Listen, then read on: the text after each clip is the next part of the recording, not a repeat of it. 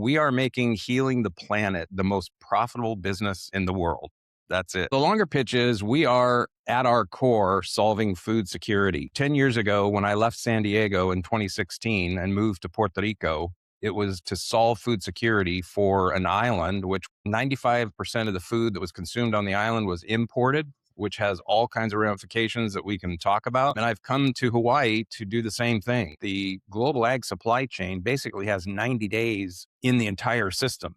And if it gets disrupted 3 months from now, those shelves are going to be empty for a long time. And that's what we're saying about hyperlocal is if you grow it locally, you have control over the growth of it, and have food security that you're not dependent on any outside resources. Quick favor before we jump in. It always surprised me that a large percentage of people who listen to this show regularly haven't yet subscribed.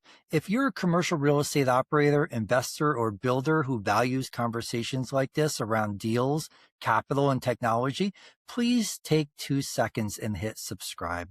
It's a simple, free way to support the show. My commitment to you is that my team and I will continue bringing you higher level operators, stronger conversations, and real execution level insights every single week. Thank you. I truly appreciate it.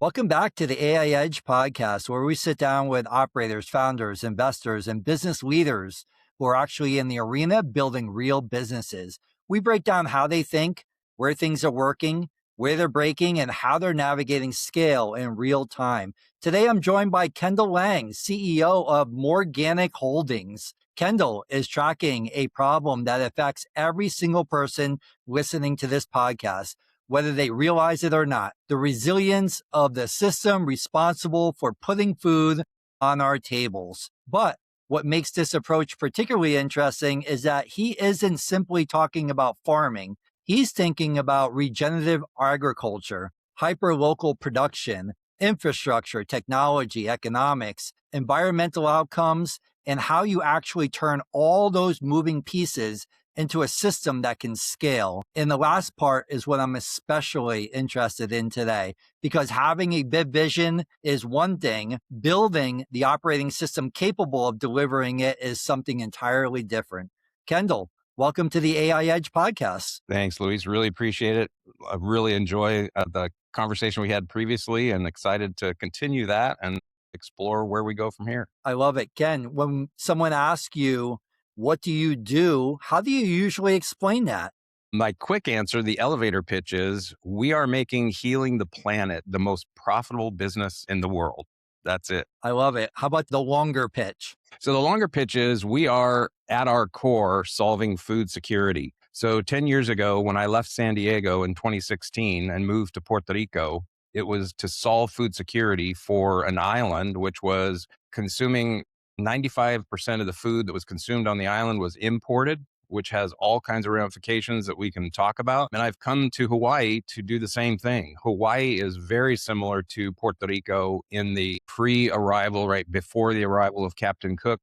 Hawaii was completely food secure, had all its own agricultural systems, did not have any dependencies on outside supply chains. And during the plantation era, it converted to monocropping primarily for sugarcane, but also pineapple. And it basically wiped out the small farm approach that had been historically in place here in Hawaii. So our goal now, when plantations shut down pretty much in around early 90s, 1993, the last plantation was shut down on the Big Island here, and it left a swath of destruction that has not been recovered from since. So part of what we're doing is joining with other farmers who want to get the island's food secure again and create food independence and food sovereignty. And that's what we're about. We're here to, implement what we did successfully in Puerto Rico and work with the native Hawaiian agricultural systems that have existed for hundreds of years and really put that all back into local, hyperlocal production of food that is nutrient dense and tastes unbelievably great. So I imagine you're saying you're in agriculture doesn't remotely capture what you're actually trying to build. What does mOrganic actually look like behind the scenes? So it is a combination of a whole variety of technologies that are embracing, agricultural systems that have been around for thousands of years. So for example, aquaponics has been around for, 4,000 years. So we're not reinventing aquaponics per se, but we have created an indoor controlled environment, closed loop aquaponics system that allows us to grow in a controlled environment. And we've created it in a vertical scenario. So we have multiple tiers. So we're going up. And anytime you're lifting water, right, every gallon of water weighs 8.34 pounds. So it's heavy and you got to get it up to the top and then let it gravity flow from there. And that's part of the engineering that we've applied to a very old agricultural system as far as a cultivation strategy, but we've adopted new technologies to make it even more efficient and more effective in terms of the square footage that you need to actually grow these systems. So we have the hyperlocal ecosystem is a combination of both indoor and outdoor, where on the indoor side, we are controlled environment aquaponics facility. We have all of the things that you would expect to have in other areas, all kinds of herbs, etc. And they are easily bruisable vegetables and leafy greens that typically don't transport well. And that is something that we deliver locally that most grocery stores just do not have. So on the controlled environment ag side in Puerto Rico, we had 52 weekly consecutive harvests of the same quality and the same quantity of leafy greens going to the largest grocery store chain in Puerto Rico called Supermercado Econo. Now that is, if you stop and think about it, the average farm harvests once a year. If they're really good, they'll harvest twice a year. If all the alignments of the gods of nature are in their favor, they might get 3 harvests a year. We are doing 52 weekly harvests because of the carousel structure that we've put together and the indoor controlled environment. So it's a really exciting way to create more efficiency, more effectiveness in the growing systems. And that's the indoor piece. Now, what's cool is we use all of the nutrients from the indoor piece and we create this amazing biomolecular inoculant that comes out of the waste from the system. And we move that into our vermiculture system, which then goes into our composting system. And then we inject it into the soil outdoors to create this biomolecular supercharging that puts the soil back into the state that Mother Nature intended. So many farms, because of the plantation era that used chemicals, much of the land here has been stripped of all the natural things that Mother Nature needs to create healthy soils. So with this system, we're recreating and regenerating soil that includes, all the nematodes, the bacteria, the fungi, all the things that are necessary for the root mycorrhizomes to efficiently operate without chemicals. And there's some interesting things that come out of that. By regenerating the soil, we now create a multi-species. We don't monocrop anything because if you look at Mother Nature, there's no example in Mother Nature of monocropping anywhere. It's always a diversified variety of species that are coexisting. And what we've found is that environment, if you have multiple species in a hyperdense concentration, which is what we have in our outdoor quad helix agroforestry system, it allows the plants to communicate.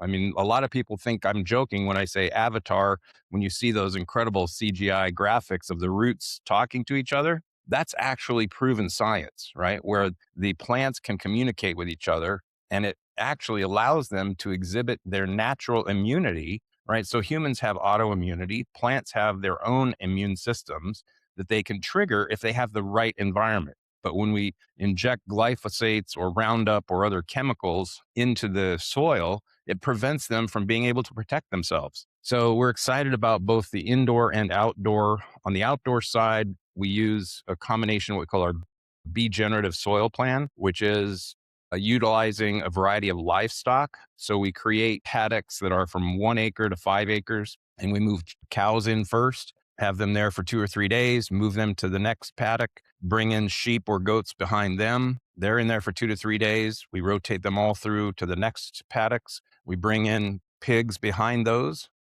another 2 to 3 days, and move them into the rotating paddock schedule. And then following that are the chickens. And then after that's done, then we bring the aquaponics biomolecular inoculant, put that into the soil. And at that point, we plant under our quad helix agroforestry plant.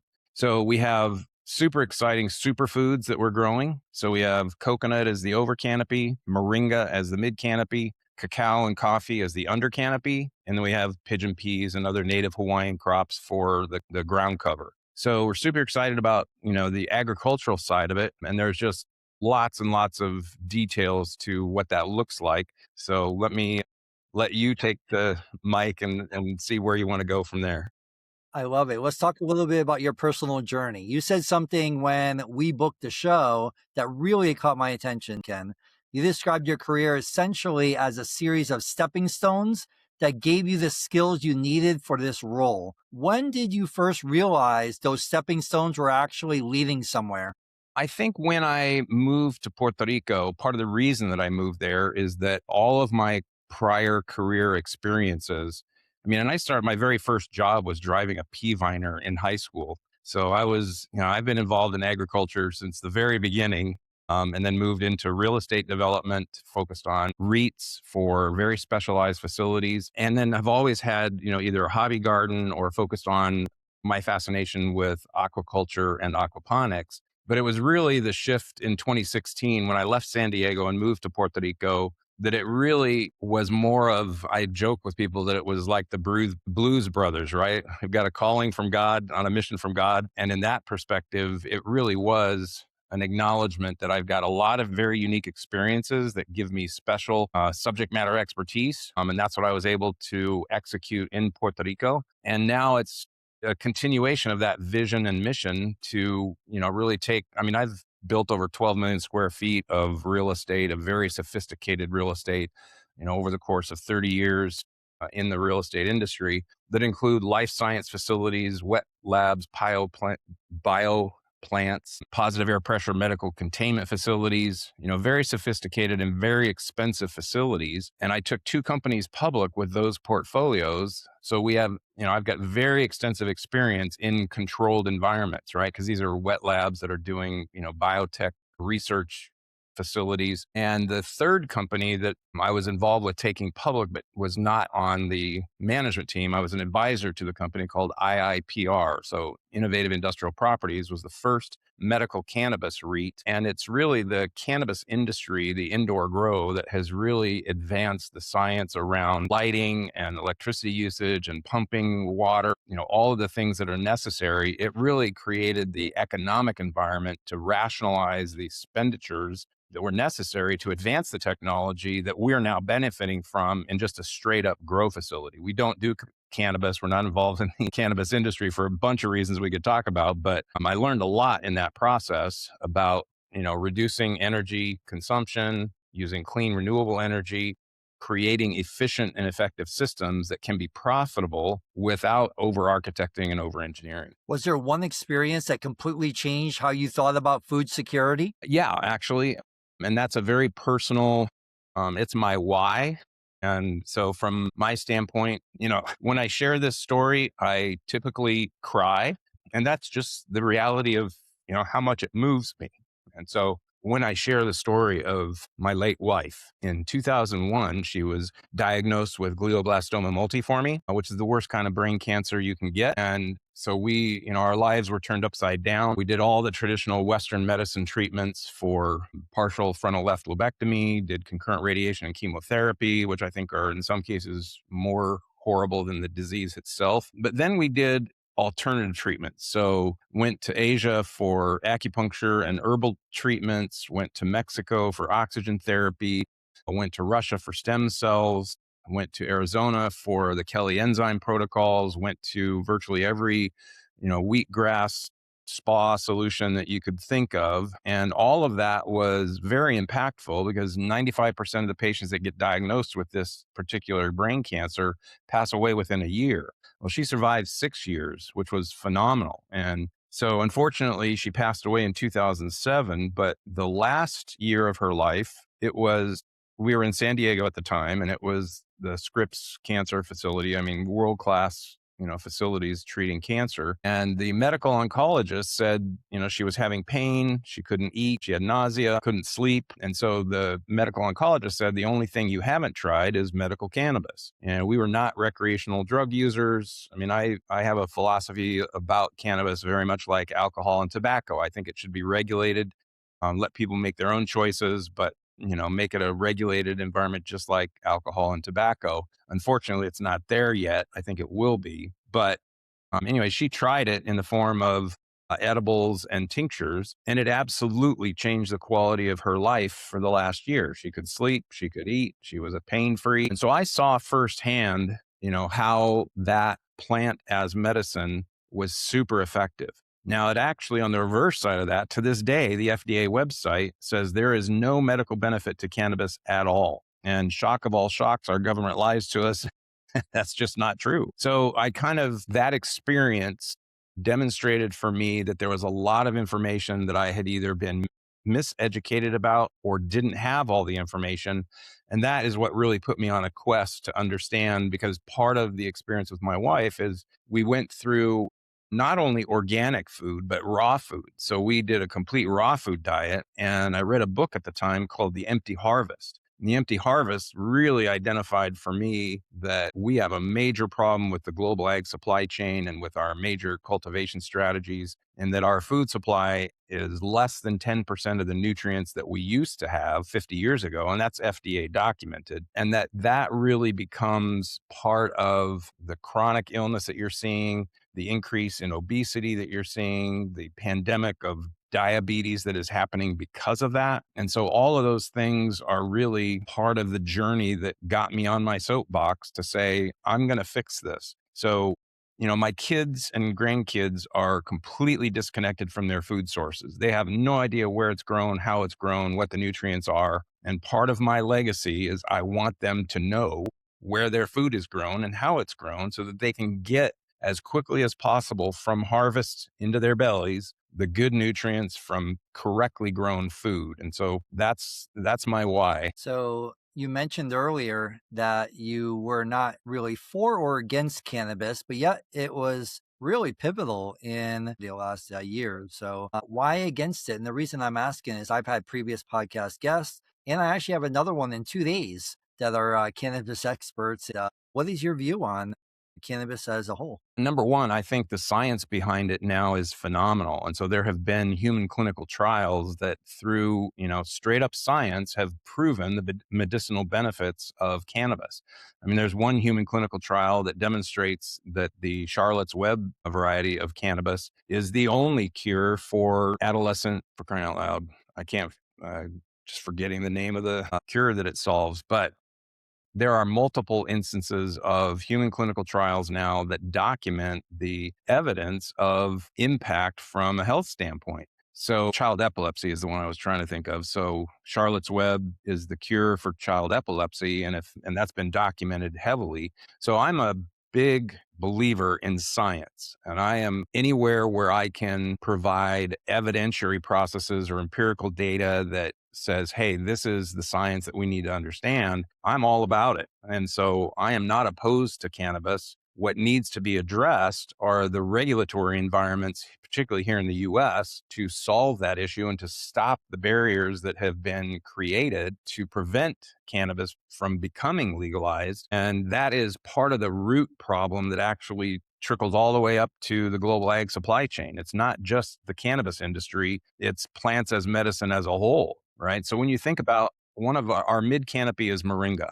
Moringa has been documented through human clinical trials to actually, through its blood glucose management, to actually reverse adult onset type 2 diabetes. Now, it's not type 1, but it is clearly documented through human clinical trials. And guess who doesn't want you to know about that? The manufacturers of metformin and insulin are not going to roll over easily. They're not going to just cave and let us do our thing. They are going to fight us. They're going to try and undermine us. They're going to do everything possible to, make us the David and Goliath kind of fight, but we intend to win from an education standpoint. And so part of this whole approach to cannabis is It needs to be completely regulatorily licensed and governed in the same way that alcohol and tobacco are, so that people get to make a choice, right? And it's not about whether it has the effects or not, because it's been documented that it does. But the reason behind why it has been suppressed, all you have to do is follow the money,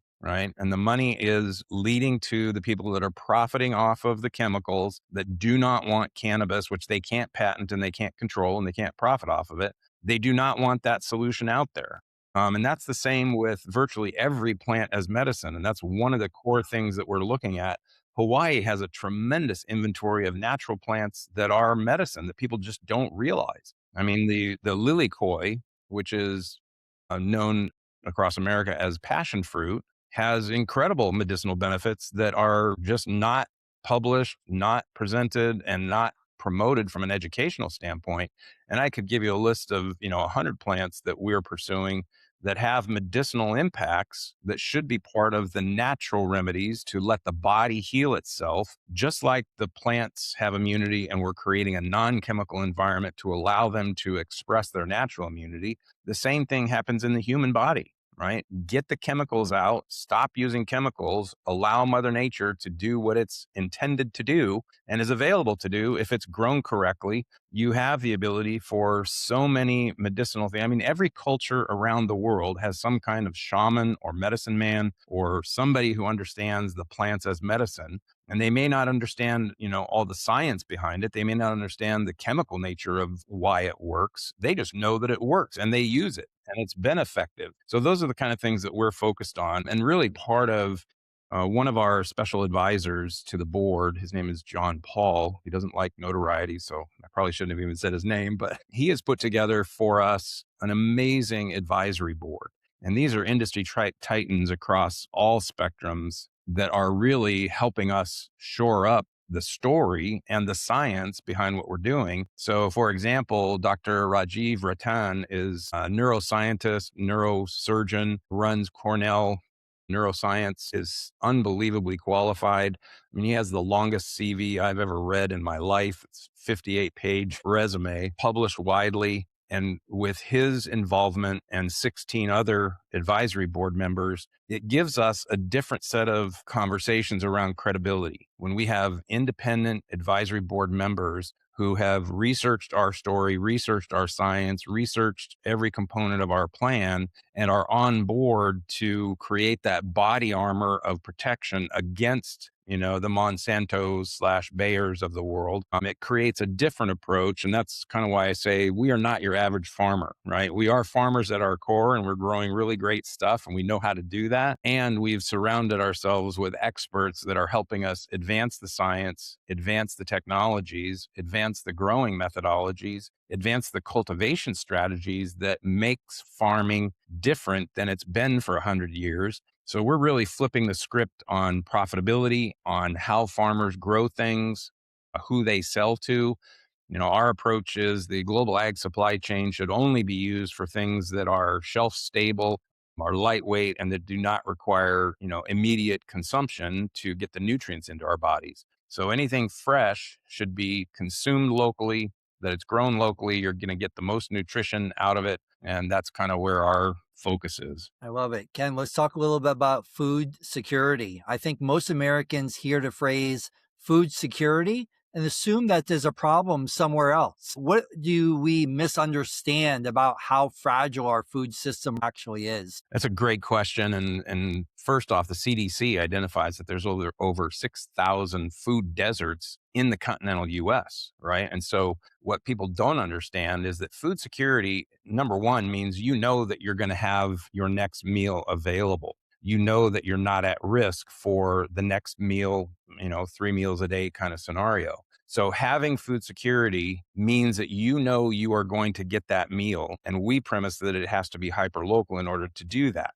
Because what we've seen is the disruption of the global supply chain, either through war or through natural disasters, through hurricanes, through cyclones, through any number of either natural or man-made disasters. That supply chain can be interrupted. And in Puerto Rico, particularly in 2017, Hurricane Maria hit, and were it not for FEMA intervention, the island was in deep trouble. I mean, 4,000 people lost their lives, so it wasn't inconsequential at all. It was hugely impactful, and 80% of the farms on the island were destroyed. And within days, the grocery store shelves were empty. Right. And so those kind of impacts let you know that the global ag supply chain basically has 90 days in the entire system. And if it gets disrupted 3 months from now, those shelves are going to be empty for a long time. And that's what we're saying about hyperlocal is if you grow it locally, you have control over the growth of it, and have food security that you're not dependent on any outside resources. Now, food security can happen on a local basis. The next step up is food sovereignty, which means you own the solution. And that's part of our hyperlocal ecosystem is we want the locals in the locations where we build out hyperlocal ecosystems, we want them to own it.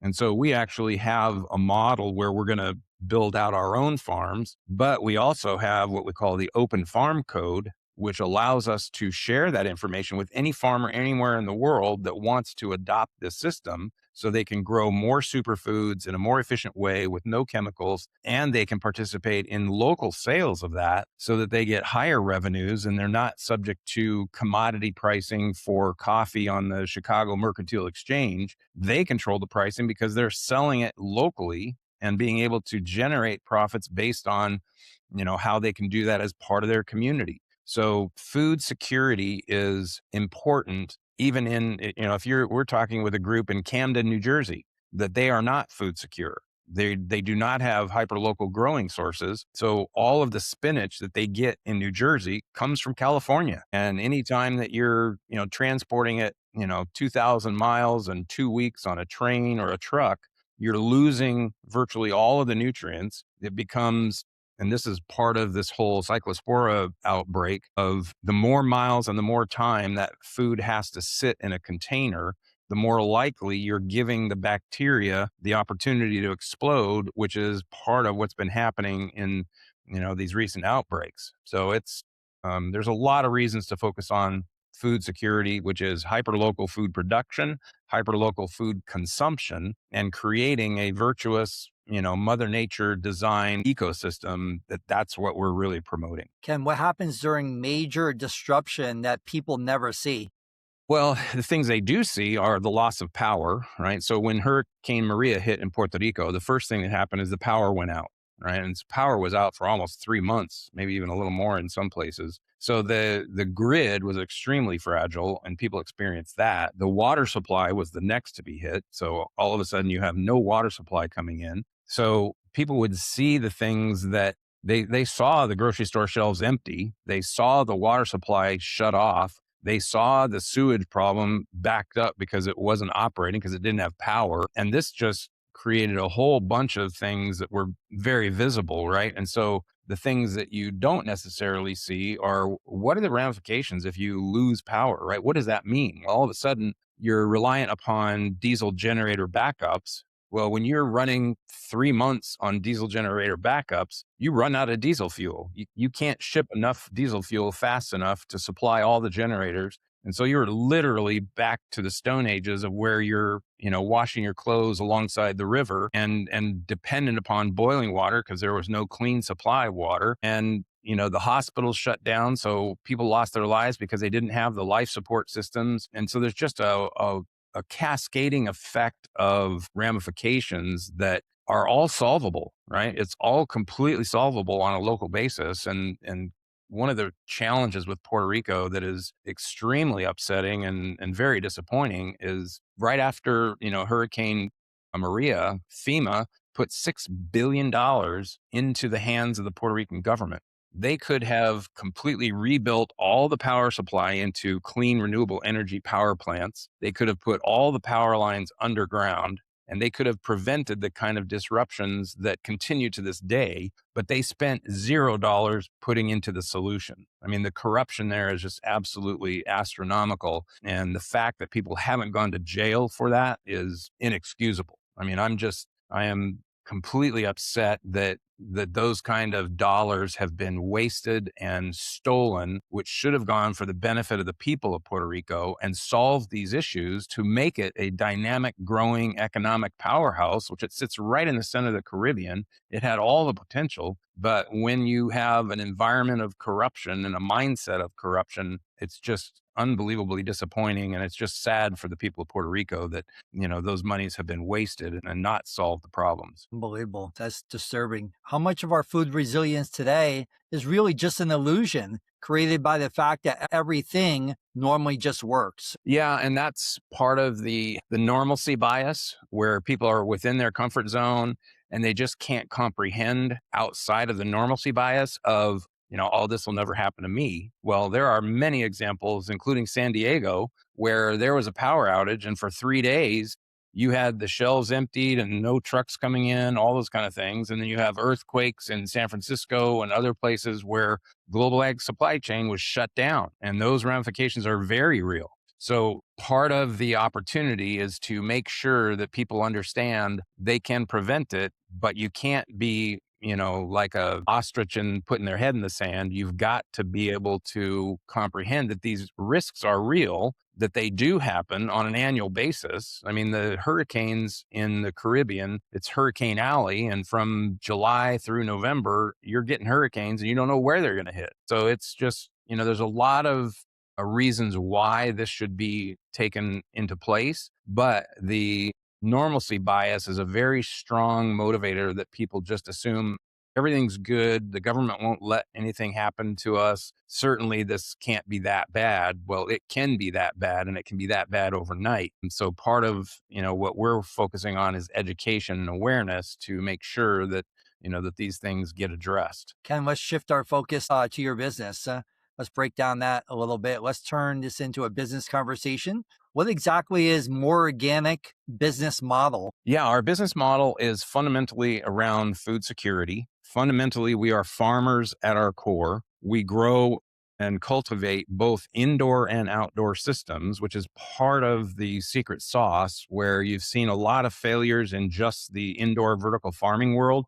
And just this last week, 80-acre farms filed bankruptcy. And there's a lot of reasons why. I mean, I've written articles and I can provide links to, the competitive environment and why some of these indoor vertical farms have failed. And it's not about the money. They had hundreds of millions, and in Plenty's case and AeroFarm's case, it was close to $1 billion each. And when you have Jeff Bezos' money and you still can't make it profitable, there's something wrong in the equation. And so we proved out, that food security is possible. You have to be really good farmers. You have to have a plan that reduces operating costs, reduces capital costs. You cannot over-architect or over-engineer it. Otherwise, you're going to run into the same problems. So our business model fundamentally is about being great farmers, focusing on superfoods. And again, the coconut, moringa, cacao, and coffee are the primary outdoor crops, and then having really great indoor crops. So the revenues from that, because we control our CapEx and have a very low OpEx and is very efficient, we create profitability with all of those crops. In addition to that, one of the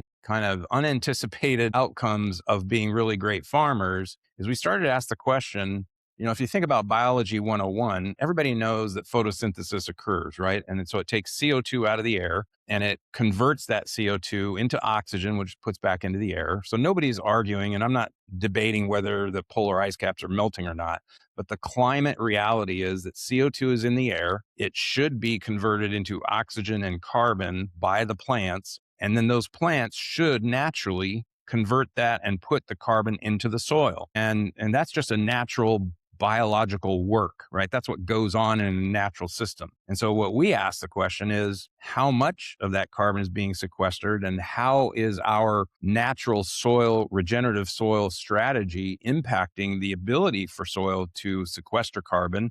And so we started developing the science behind real-time monitoring of what's going on under the soil so that we could understand how much carbon is actually in real time being sequestered under the soil, right? And surprisingly, shockingly, there's very little science around that. So you can't go to a biology 101 textbook and get a picture of 1 metric ton of carbon under the soil. It doesn't exist, right? And so there's a lot of science yet to be done.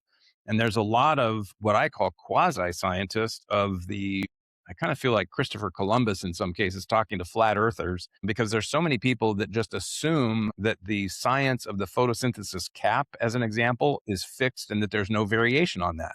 That's just not true. We've created a hyperdense agroforestry plan that creates a canopy that is way denser than any of the quasi scientist analysis of the photosynthesis cap. So we're challenging that model and recreating a new science base for that. And then when you think about the legacy carbon credit world that has been evaluating carbon for, offsetting, it has been scandalized, plagued with greenwashing. You've had bribery that's happened. You've had double counting that's happened. And it's really, the human goes out into the forest with a clipboard and says, okay, you have this many trees, and they make guesstimates. And they claim that you now have a certain amount of carbon that you've sequestered because of that human assessment. That's not science, right? And so from our standpoint, we have completely rejected that world. And we've said we're going to establish a new science that's empirical, based on data, based on real-time information. So what we've created now is we have 3 sensor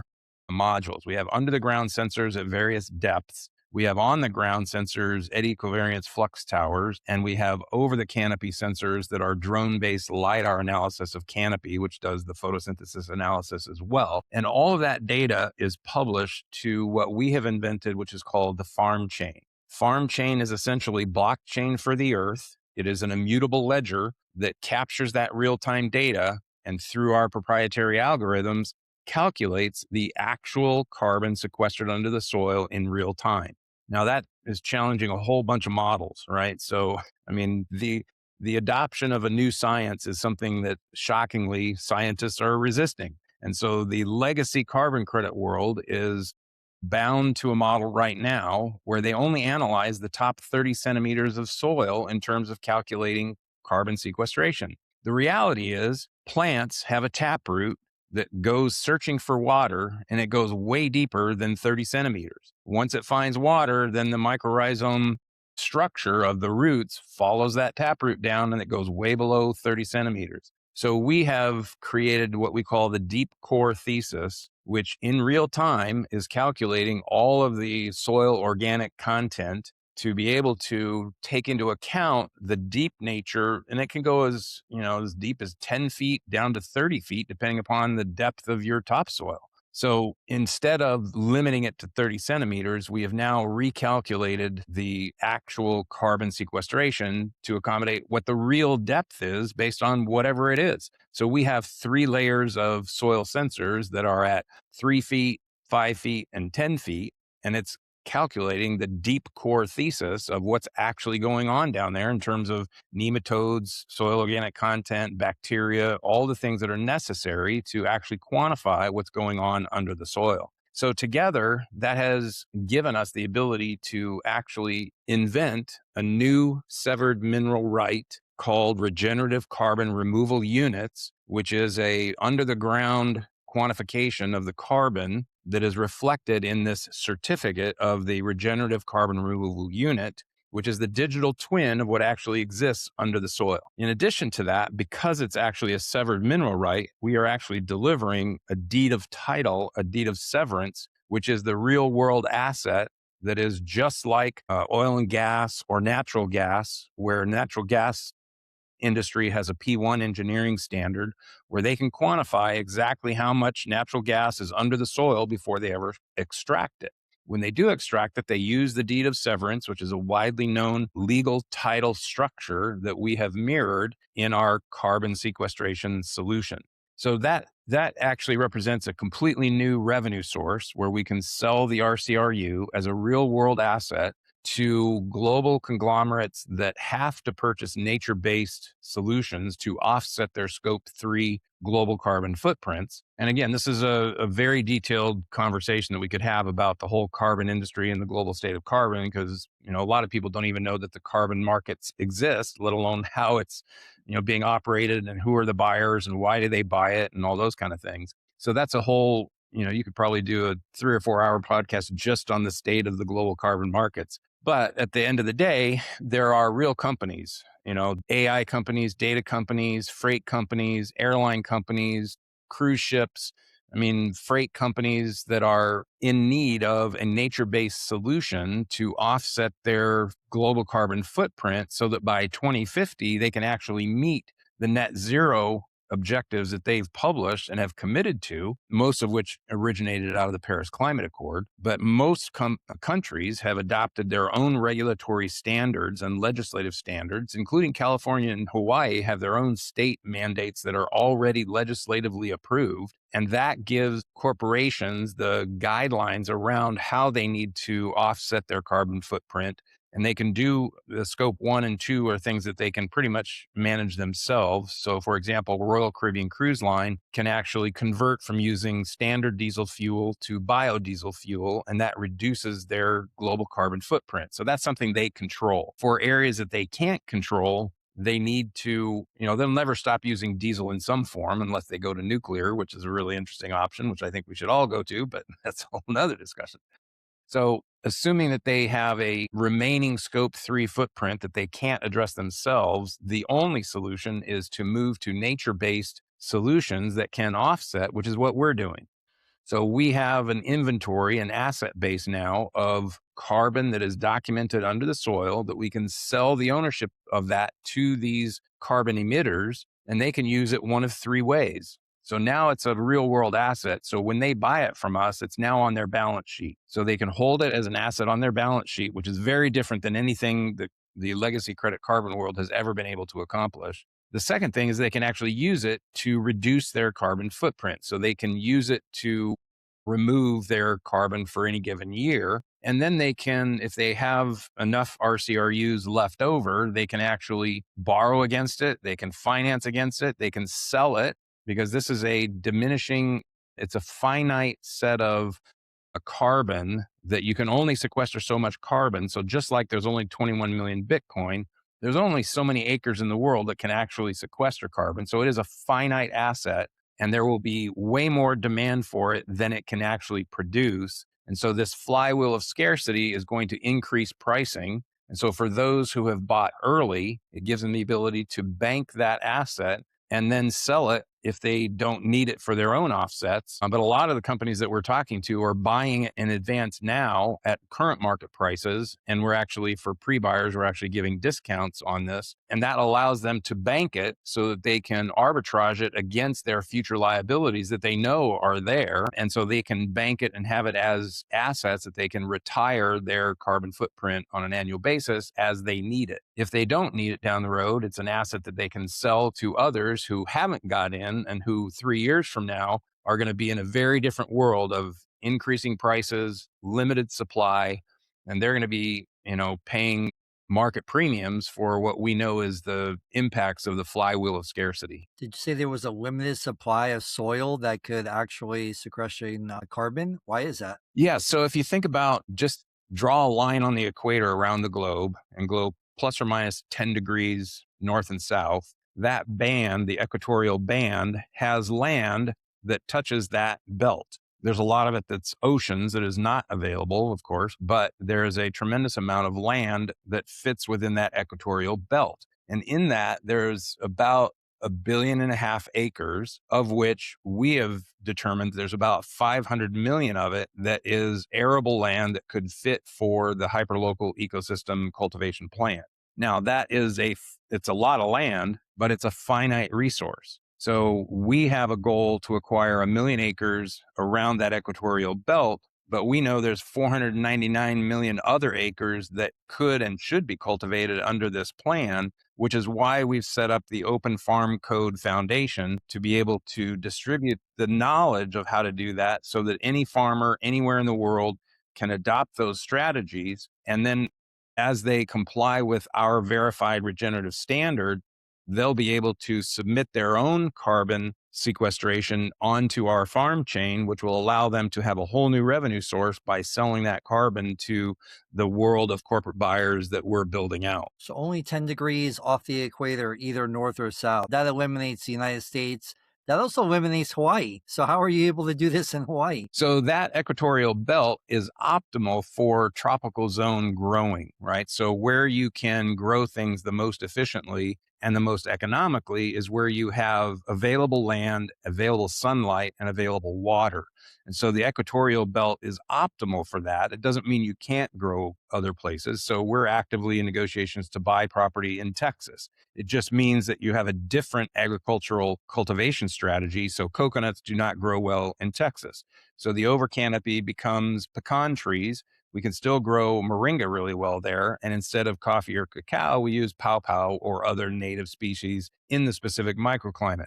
So literally outside of the equatorial zone, you have seasonality that's much more impactful. So growing in Texas is seasonal if you're doing it outdoor. So it's not that you can't do it and it's not that you can't monitor it. Every farm in every part of the world, even outside the equatorial belt, can actually quantify their carbon. It's just going to be at a different level based on the species, the microclimate, where they're located, how long their growing system is. So theoretically, Reykjavik, Iceland, or Fairbanks, Alaska has a very short growing season, but it does grow and you can generate food things from that and you can quantify the carbon that's sequestered there. It's just at a different rate. So every farm anywhere in the world is capable of doing this. It's just we've focused on where we can acquire land at the lowest possible cost with the highest amount of sunlight, with the greatest amount of rainfall, and that just happens to be in the tropical equatorial belt. Incredible. So my original question was talking about your business structure. Fundamentally, is this an agricultural company? Is it an infrastructure company, a technology company,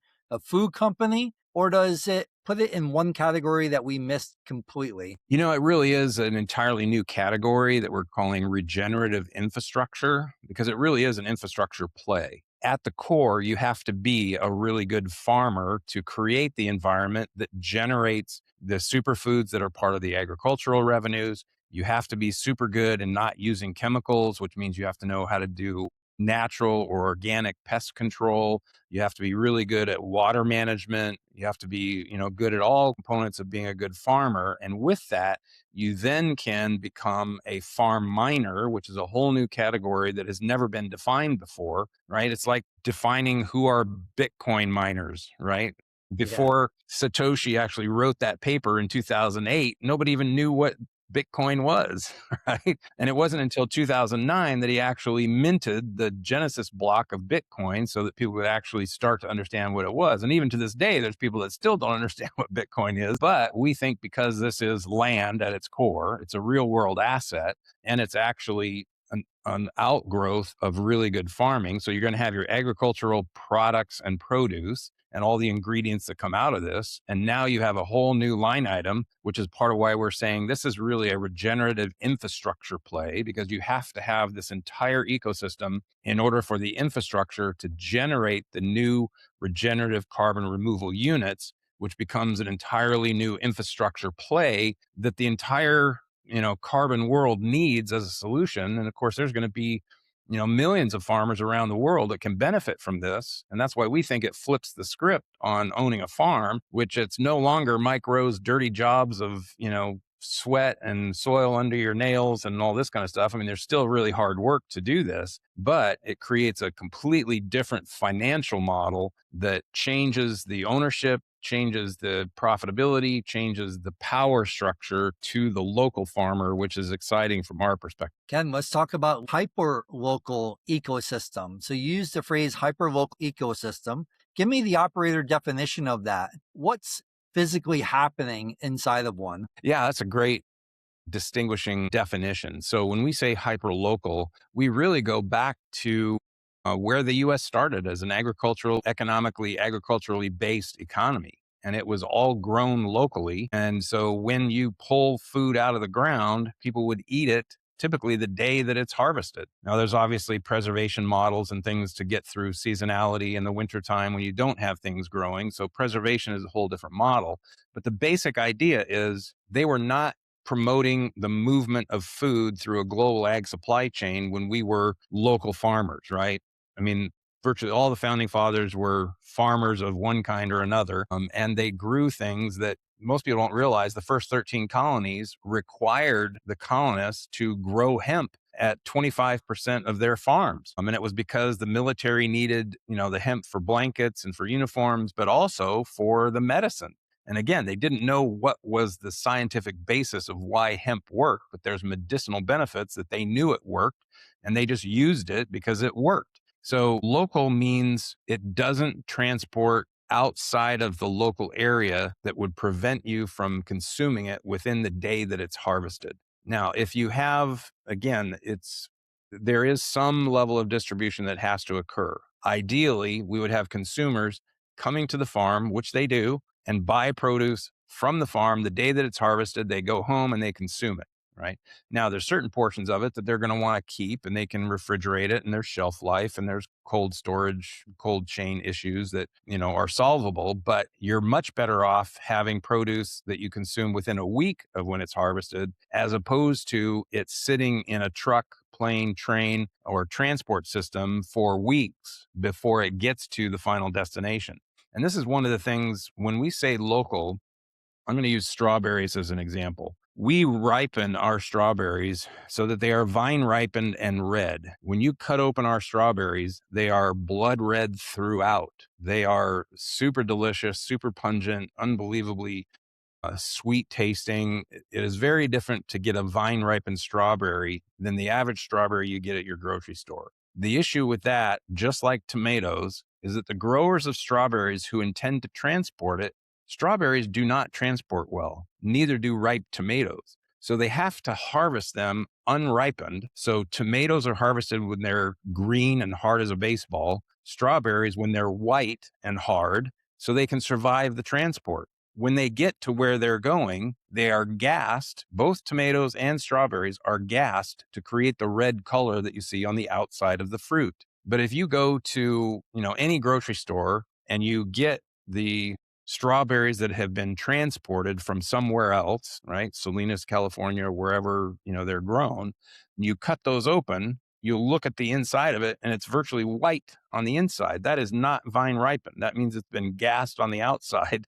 And the same thing with tomatoes. You gas them and they turn from the green rock hard to red, but still not tasty, not vine ripened, does not have all the nutrients that it should have by waiting until it's fully vine ripened. That's what we mean by hyperlocal, is you have to allow the plant to vine ripen before you harvest it, and you need to consume it as quickly as possible and not transport it where, it goes through all the degradation of the nutrients and potential for, bacteria explosions and all the kind of things that happen when you introduce food miles. Incredible. So explain to me, I live in the Northeast here in the United States, and I mean, we only get strawberries for a very short period of time, right? We only get, tomatoes for a very short period of time. How does one hyper local year round in climates that are colder? So we do that through the controlled environment aquaponics facility, right? So that facility can be, any warehouse, or you think about the retail Armageddon that's happened, and you can probably point to a dozen empty big box retail locations that have closed down and are sitting empty right now. Our premise is those should be revitalized and redeveloped into regenerative indoor farms where you can now grow things year round that you seasonally wouldn't be able to do because of the climate. When you take seasonality out of the equation, we take temperature and humidity out of the equation and give the plants a perfect growing environment, that's when you can grow 12 months out of the year and deliver foods that are typically not available in the wintertime because you have them in a protected environment. So that's the first option. Then you can deal with the basic premise is if you are dealing in a seasonality where you only want to grow outdoors, then you have preservation methods and drying of foods to be able to move them into consumption during the winter months. That's a whole nother topic of, we have a proprietary drying solution that allows us to gently dry any produce. So we're not freeze drying it. We're not heat drying it. We're drying it in a way that's essentially a forward osmosis solution that allows the plants to retain their cellular structure while we are dewatering it. So you can transport those things because they become lighter weight. They become shelf stable. You can preserve them, throughout the year, and then you can reconstitute them in water or any other ingredients, protein shakes, whatever you want to do. So there's that whole component to it. But the basic premise is you can create anywhere on the globe and anywhere in space the ability to create these controlled environment solutions that are not dependent on the weather of the local climate. What problems disappear when production moves closer to consumption? And the second part of that is what new problems appear? So the things that it solves are time, because the more time bacteria, because bacteria is in every component of our world, right? There's bacteria in the air, there's bacteria in the plants, there's bacteria in the soil, there's bacteria in our guts. The challenge is creating the balance where the positive beneficial bacteria outweighs the negative. And that's always the challenge. It's not, do you eliminate bacteria, because you don't want to eliminate bacteria because that creates its own set of problems. So balancing the bacteria is the key, and time and distance are not in the favor of balancing the beneficial bacteria. It gives the bad bacteria the time and the opportunity to explode and to become overriding in terms of bad bacteria, which is where you get, the outbreaks of cyclospora and other types of, things that we just prefer not to deal with, right? So food safety is a key piece of what benefits from not transporting things time and distance, right? So time is not in the favor, distance is not in the favor, which is why hyperlocal creates the better impact to eliminate those things and reduce the potential for the risks of food contamination. So those components create an environment that, yes, you can transport, things that are not easily bruised, so things like cantaloupe and, other, apples and potatoes, those all transport fine and they don't have those risks, right? So that we're not arguing with that. And we're not trying to change, traditional farming from that perspective, but we do want it to be, you know, more than organic, right? Thus, more organic. We think that there should be no chemicals of any kind. The whole fertilizer industry is starting to wake up to this. The major deliverers of food, right? If you look at, the major chocolate manufacturers, right? Hershey, Nestle, and Mondelez, all of them are looking at the categories of better for you products where they're looking at converting the ingredients to regeneratively grown superfood ingredients like coconut that is not grown with chemicals, chocolate coming from cacao that is not grown with chemicals. So there's a big movement, even in the major global corporations, to look at these better for you product categories and how do they embrace this in a way that, they want to maintain their profit, they want to maintain their market share. And so those are all considerations that we believe are not inconsistent with being regeneratively grown hyperlocal systems. Is hyperlocal automatically more economical, or does the model have to be engineered very carefully to make the economics work? We spent a lot of time and we fell through a lot of trapdoors and had a lot of catastrophic failures that got us to the solution that we have today. So it wasn't without pain, right? No pain, no gain. And the reality is we had to test a whole bunch of things to create the optimal model. And as I alluded to earlier, it means reducing the CapEx, the one-time cost to get these facilities stood up. You have to do them in a way that's the most economical. And in that standpoint, I referenced earlier, going into, there's opportunity zones in every major city around the country that has empty retail boxes that you can acquire those at distressed property prices and convert them into indoor facilities much more economically than building them from scratch, right? So Plenty went out and built 100,000 square foot indoor control facility from the ground up and spent hundreds of millions of dollars. And again, they were not successful. They could not make money out of the system because it was over architected, over engineered, over capitalized. And at the end of the day, they went into bankruptcy and they emerged out of bankruptcy focusing on one crop, strawberries. Right. So again, they were one of the few that actually emerged from bankruptcy. Others have not. Right. So you look at Calera, you look at App Harvest, you look at any number of examples of indoor vertical farms that have failed because they didn't solve the CapEx issue. They over architected and over engineered and went robotics and AI, which is a whole nother conversation that we can talk about. Is there's the appropriate use of remote sensing devices and robotics and other things, but there will never be a replacement for, the human dignity of the worker involved in these agricultural environments. So you have to address those issues, and then you get into the annual operating costs. Now, a key difference, and I'll just give you one fundamental difference about why aquaponics is superior to hydroponics, is because it's way harder and much more complex to create a balanced aquaponics system than it is hydroponics, which is why most of the operators pick hydroponics, because it's a very simple formulaic solution that you can monocrop and you put the chemical recipes into the water and you grow your crops and you deliver them. And that's been the model for most vertical operators. Our solution, once you get aquaponics balanced, because it's a closed loop system and because you're using fish as a nutrient source, you're not adding anything chemical to the water system. It's all natural.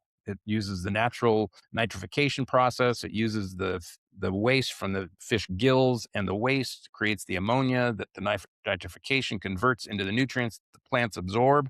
The plants clean the water and it gets filtered back as clean water to the fish. So it's a very efficient system, and we can change the crop every 30 days. We can change it every week if we wanted to. So it's a very flexible system where we're never purging the system. It's completely contained. The only water we add to the system is roughly 5% a month, which is actually what the plants absorb to grow or that evaporates. And even the water that evaporates, we have dehumidifiers that capture the water out of the air and puts it back into the system. So it's a very efficient system. Now, once you have that loaded and balanced, it becomes much lower operating costs because we're not purging the system after every harvest. We can change the crops very frequently and they produce.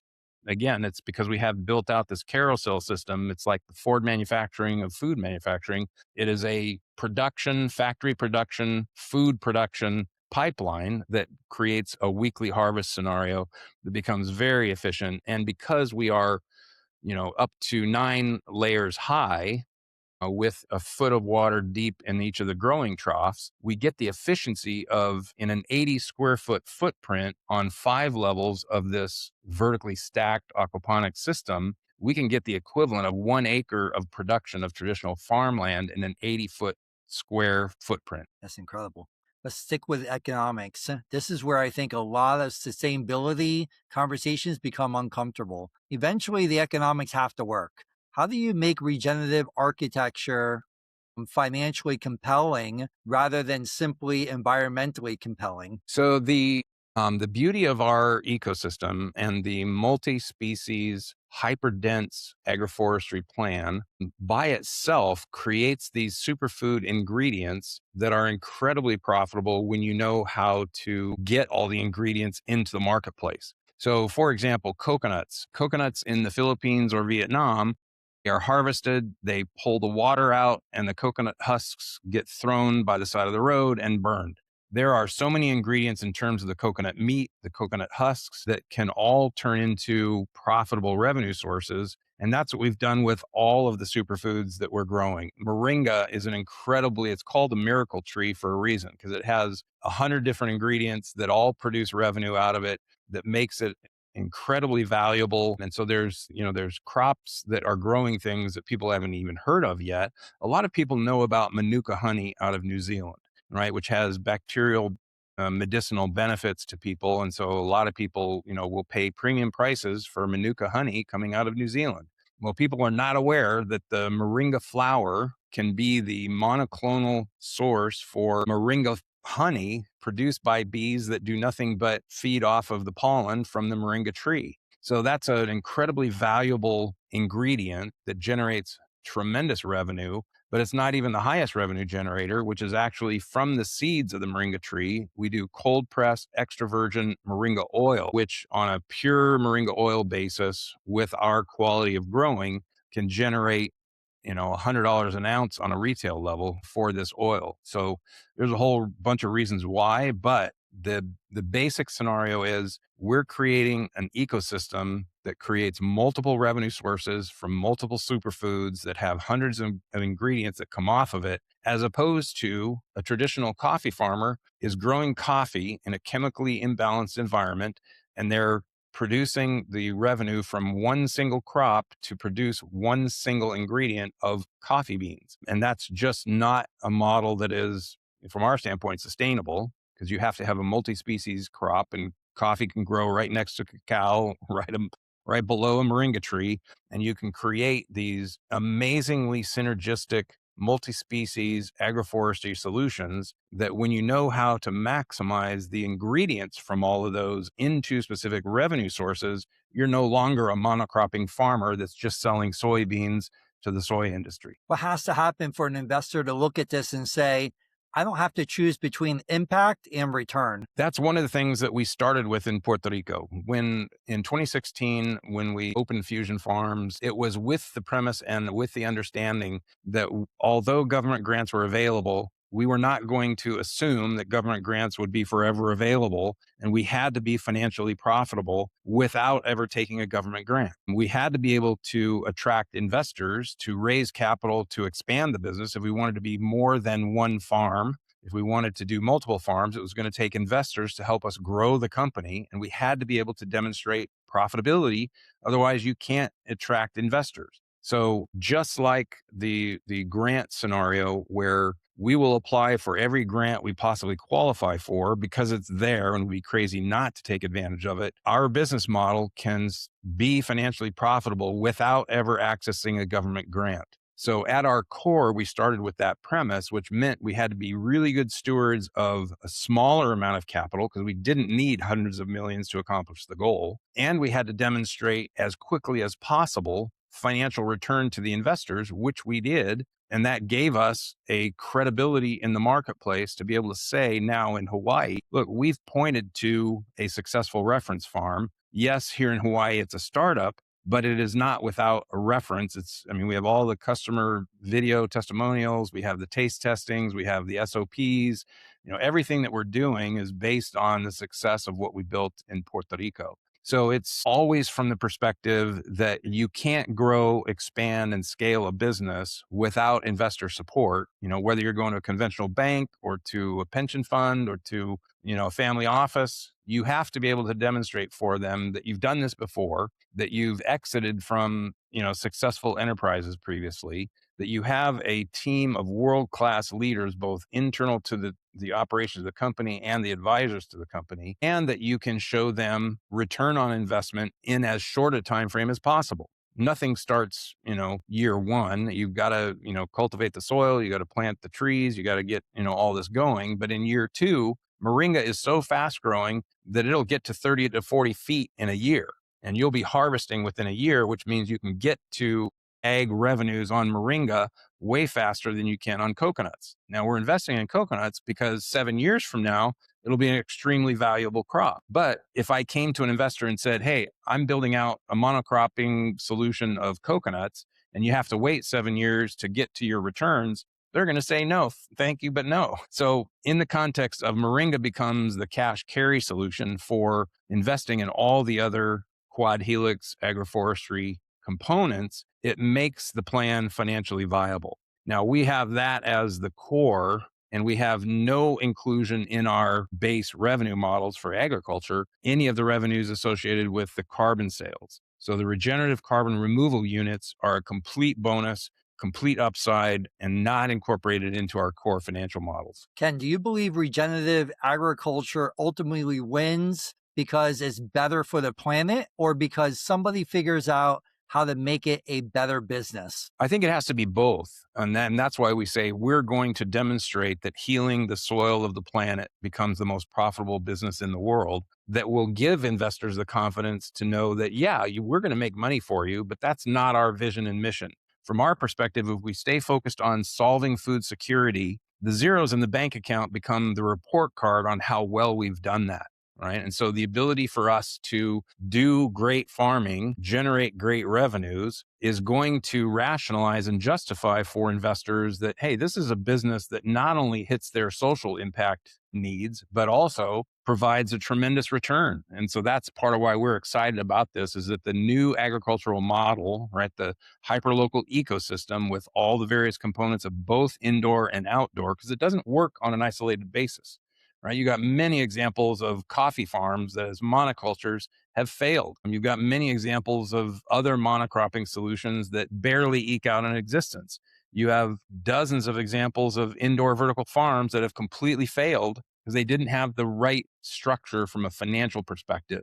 That's why we're excited about. I mean, ours is not the only solution, and then there's lots of movement in terms of local farmers that are doing amazing work on a hyper local basis. They don't call themselves hyper local; they're just local farmers selling at local farmers markets, and there's a huge resurgence in all of that. And so, kudos to those that are out doing it, because there's a lot of them. So we are clearly not the only solution. We are excited about the ability for us to scale this at a level that the average farmer out seeking money is not telling investors that they can scale to 1 million acres. That's what we're telling our investors, right? Because if you look at how much soil in the US is under cultivation for soy, it's 90 million acres, right? And that's predominantly the canola oil source.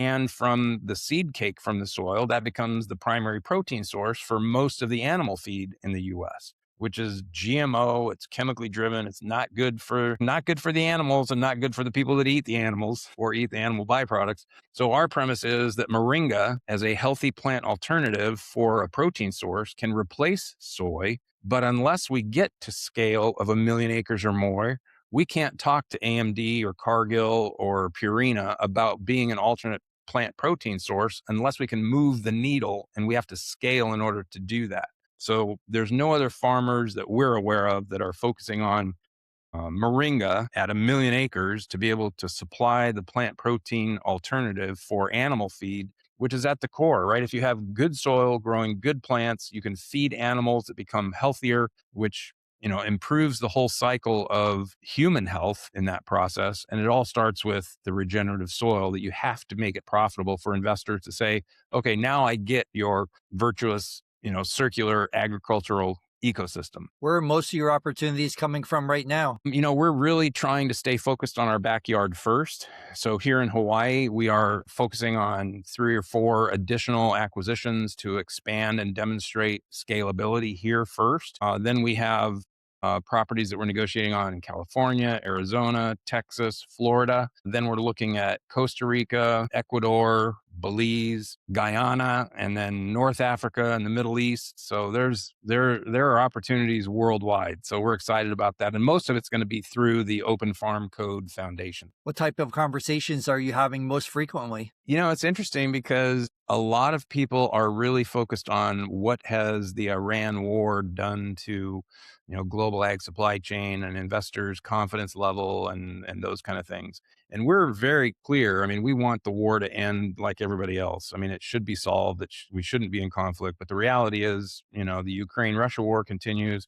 The Iran war continues. So investor confidence, particularly from those regions of the world, has been shaken. Right. And so from our perspective, we're saying, look, that is all the more reason to focus on hyper local solutions for every region of the world, so that no matter what the either natural disaster or man-made disaster, war is just unfortunately a part of our global experience. I am hopeful that we can get to, a peaceful world, but the reality is right now it's not. And so the impacts of what happened when the Ukraine war started and the fact that it's continued for over 5 years now, they are a major supplier of the breadbasket of Europe.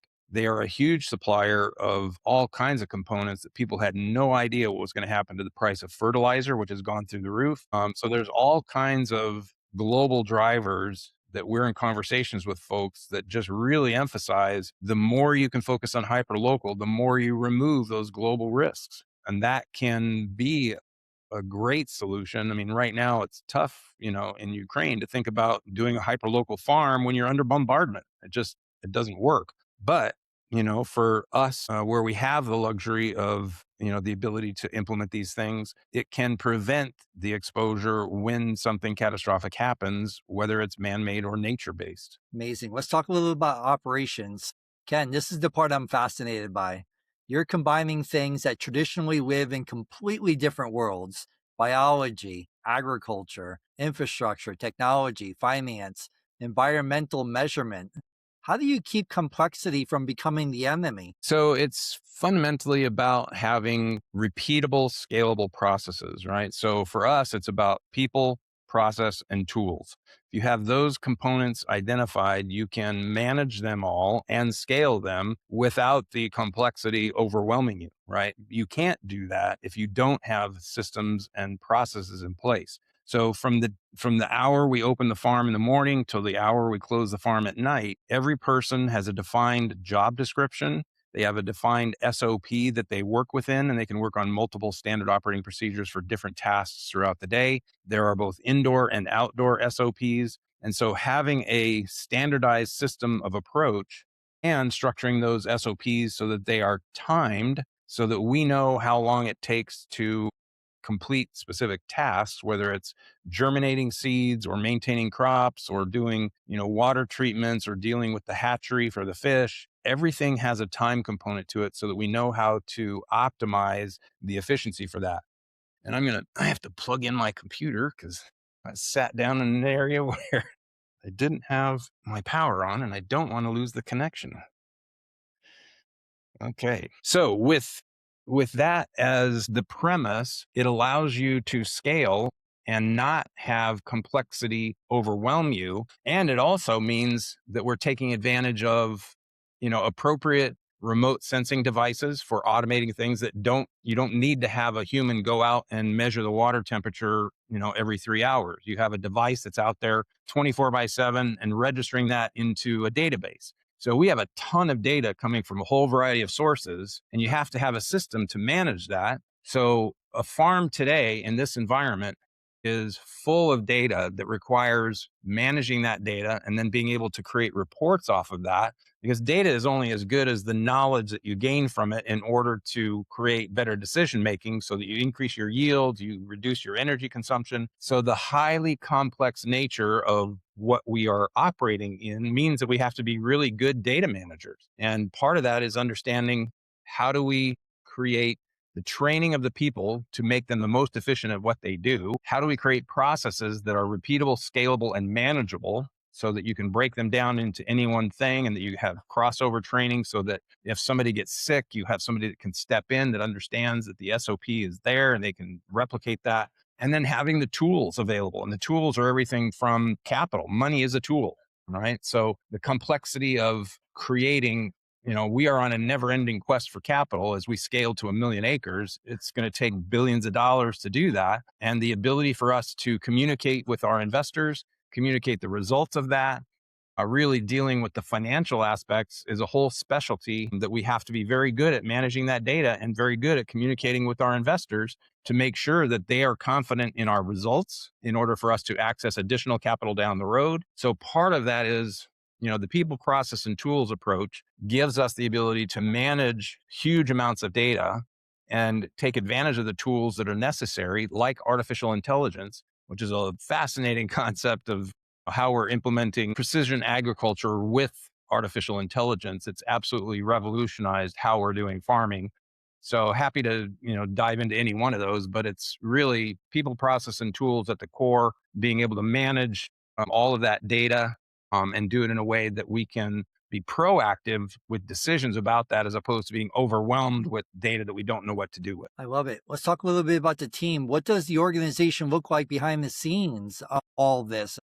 What expertise has to exist inside of More Organic? Yeah, so there's what we call the farm level, which is the individual project level, which are all the team that has the expertise to manage the fish tanks, manage the fish feeding, manage the water circulation, managing the temperatures, right? So there's a whole aquaponics expertise of people necessary to run that. So we have an org chart for every farm. So whether the farm is small, medium, or large, we understand, how we need to staff it. We have all the metrics so that we know what level of staff is required depending upon the total acreage of the farm.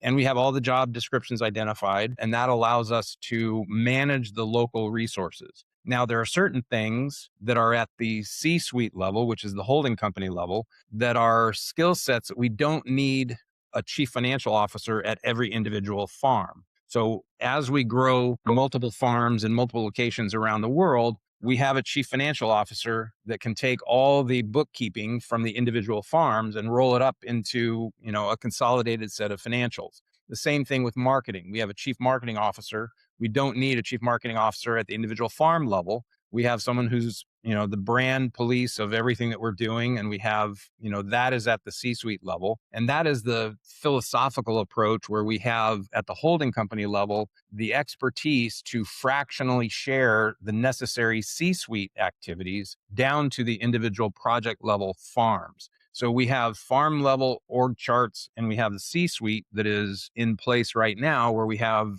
all the typical targets that you'd think about for, chief sustainability officer, chief marketing officer, chief legal officer, et cetera, chief investment officer, all of which are the thought leadership and the decision making leadership for what happens as execution on the local farms. Amazing. So, what capabilities do you absolutely need internally, and what do you deliberately outsource? That's a really good question. So we are outsourcing things that you would typically, assume would be the case. So we don't have, an internal CPA that does our audits. We use an external auditing firm to do that. There we have a chief legal officer, but he outsources to regional law firms anything that's specific for a local acquisition. So, for example, the laws in Guyana for acquiring property are very different than the laws in Texas, which is very different from the law in Hawaii for acquiring property.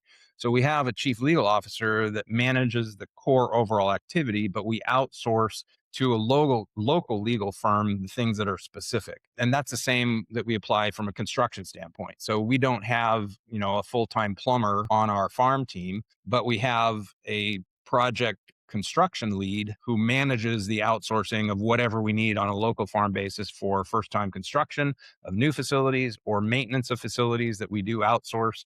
If we have, something that needs that kind of expertise, we bring that in from an outside perspective. We are also, our chief investment officer and our chief legal officer are working with investment bankers. So we are not doing these things ourselves from an internal standpoint. We look at outsourcing them from the perspective of, first tier investment bankers like, JP Morgan or Goldman Sachs. They have a whole approach to financing and raising money in dollars. We're working with second tier firms like StoneX, who's actually sent us an engagement letter for raising money for our Series B and looking at taking us public. So those are relationships that we outsource those kind of activities. We keep the core decision making, the critical thought processes, the decision making at the C-suite, at the management level, and we have really excellent governance board that helps us make sure that they're reviewing the plan. They review it quarterly to make sure we're on track. So those are not necessarily outsourced, but they are independent governance board members and that we rely on for kind of that third party independent review. The core things that we don't outsource, are the intellectual property development, the advanced systems that we're doing, all of the standard operating procedures, all of our intellectual property on the farm chain, all of that is internal for, obvious protection reasons and for, validation of value to the company. Ken, being the captain of the ship, what does your actual week look like? I tell our people that, my job primarily is to make sure they have the environment to be successful. So I am not a micromanager. I love the reason that we've put the team together that we have is because they are all independent critical thinkers. They are really good subject matter experts. So my job is primarily to make sure that I'm solving problems, right? I can't fix what I don't know. And so their responsibility is tell me, hey, I've got a problem. I need you to fix this, or I need help solving this. That's when I step in. I am actively involved in supporting, each of the team members to make sure they have the people, the process, and the tools that they need to be experts and succeeding in their particular area of responsibility. So, I'm kind of the Ungawa call, the Pied Piper that, says, hey, what do you need? And people come in and say, okay, I need help with this. But I let the chief legal officer do his thing. I am not, touching the chief marketing officer's daily activity. I love that our chief sustainability officer is an incredible, globally recognized expert in sustainability and all things carbon. Our chief medical officer is unbelievably qualified. And, I don't step into any of the research that's going on there, although I love learning about it and supporting it. So, my day to day is probably pretty much problem solving. I mean, we're always, focusing on, we're on a never ending quest for capital. So it's always, presenting the opportunity to investors, being available to team members to focus on strategic partnerships. We're looking at acquisitions. So I'm definitely involved in a good bit of time saying, how do we grow the company through acquisitions as opposed to our own organic, more organic growth? So that's, my day to day is very different each day. And it kind of depends on what shows up. But I love getting up every morning and focusing on how do we grow more organic. So it's a never ending opportunity to excel and challenges every day. And, it's becoming better and better problem solvers. More Organic is an amazing opportunity, an amazing industry and company that you created. What are you currently using to manage all this? Let's talk a little bit about systems. Yeah. So we learned in Puerto Rico that power is a fundamental issue that can disrupt operations, particularly if your internet connection is tied to that. And so most of the farm management systems, right, or ERP systems have gone to software as a service model, which requires, connection to the cloud. So we had to essentially build our own software system, our own farm management system to locally house the data so that the collection of that data and the inputting that into our enterprise architecture and our SQL database was uninterrupted. So we've learned that in a lot of areas around the world, power is not going to be consistent. Access to the internet is not going to be consistent. And so having a locally based file system for managing a farm was key to our standpoint. And there are a lot of systems that, we're using typical, QuickBooks for local bookkeeping, remote sensing devices that have their own APIs. So we've had to create the bus essentially for all these disparate technologies to come into a single repository where we've created what we call Data Central.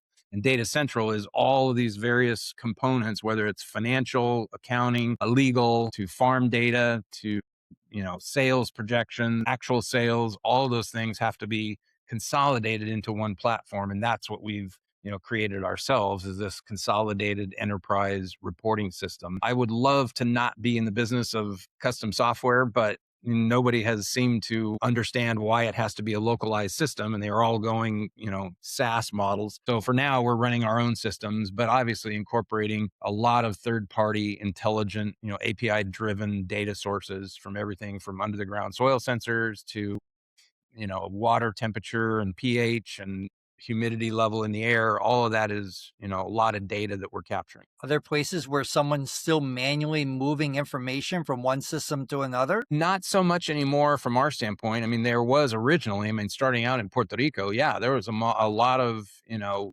log sheets that were manually recording a bunch of data. And to the degree possible, we're now using, smartphones to record that, or remote sensing devices to capture that. So we want humans doing what they do best, which is the interpretive, logical analysis and critical thinking on what does that data mean, right? So if our pH spikes in the water, what do the people do to fix that problem, right? Or how do we adjust and instruct our systems to adjust to those variables as they occur? So those are the kind of things that, I think the intelligence component of the humans is absolutely going to be required throughout these systems. That AI does not replace, robotics does not replace the human interface. It just can make us a lot more efficient in what we're doing and give us more time to focus on the decision making that only humans can make. Ken, when things get busy, what usually breaks first? My temperature. So I'm actually pretty not rock the boat, straightforward. I don't get agitated easily. But back me into a corner, it's one of us is coming out dead. But thankfully, I don't have too many of those exercises. So I think again, it's focusing on what can I do to solve problems for people in the environment. And that's where I think my greatest skill set is being a creative problem solver. So helping folks get to the solutions and not getting caught up in the minutia, right? It's, don't major in the minors, focus on the big picture. And that's what we try and do. Operations wise, as things scale, where do you start to feel the most friction?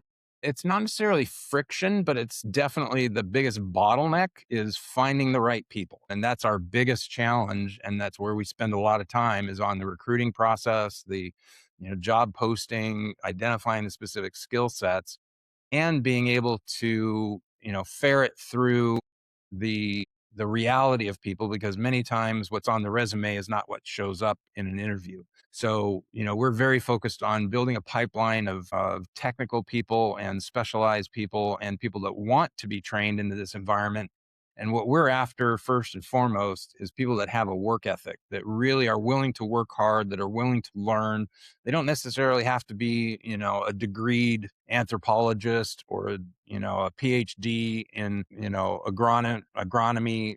From that standpoint, we can take any person that has the will and we can give them the education and training internally to become a specialist. And we've had, in fact, in Puerto Rico, we had a training program with the University of Puerto Rico where we hired 60 interns through our training program and hired 20 of them full time into the farm. And it was really the process of recruiting, understanding who the people are that show up on a daily basis. And there were some of those interns that we chose not to offer full time jobs with because they didn't have the work ethic. And that's just, part of the evaluation process and part of understanding, what it requires to operate a successful farm. It's all about the people. So understanding, the recruiting pipeline that's out there, understanding the selection process, the people picking process, we have to be really good at that. And so it's not just, doing a background check. It's actually going through multiple interviews where we're doing, psychological assessments of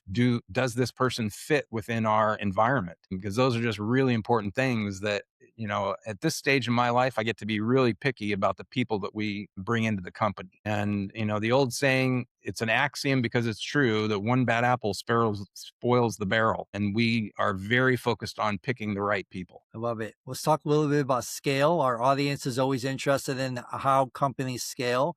Let's make this really concrete. Imagine tomorrow somebody hands you a bunch of capital, $1 billion, and says, Kendell, build 10 of these.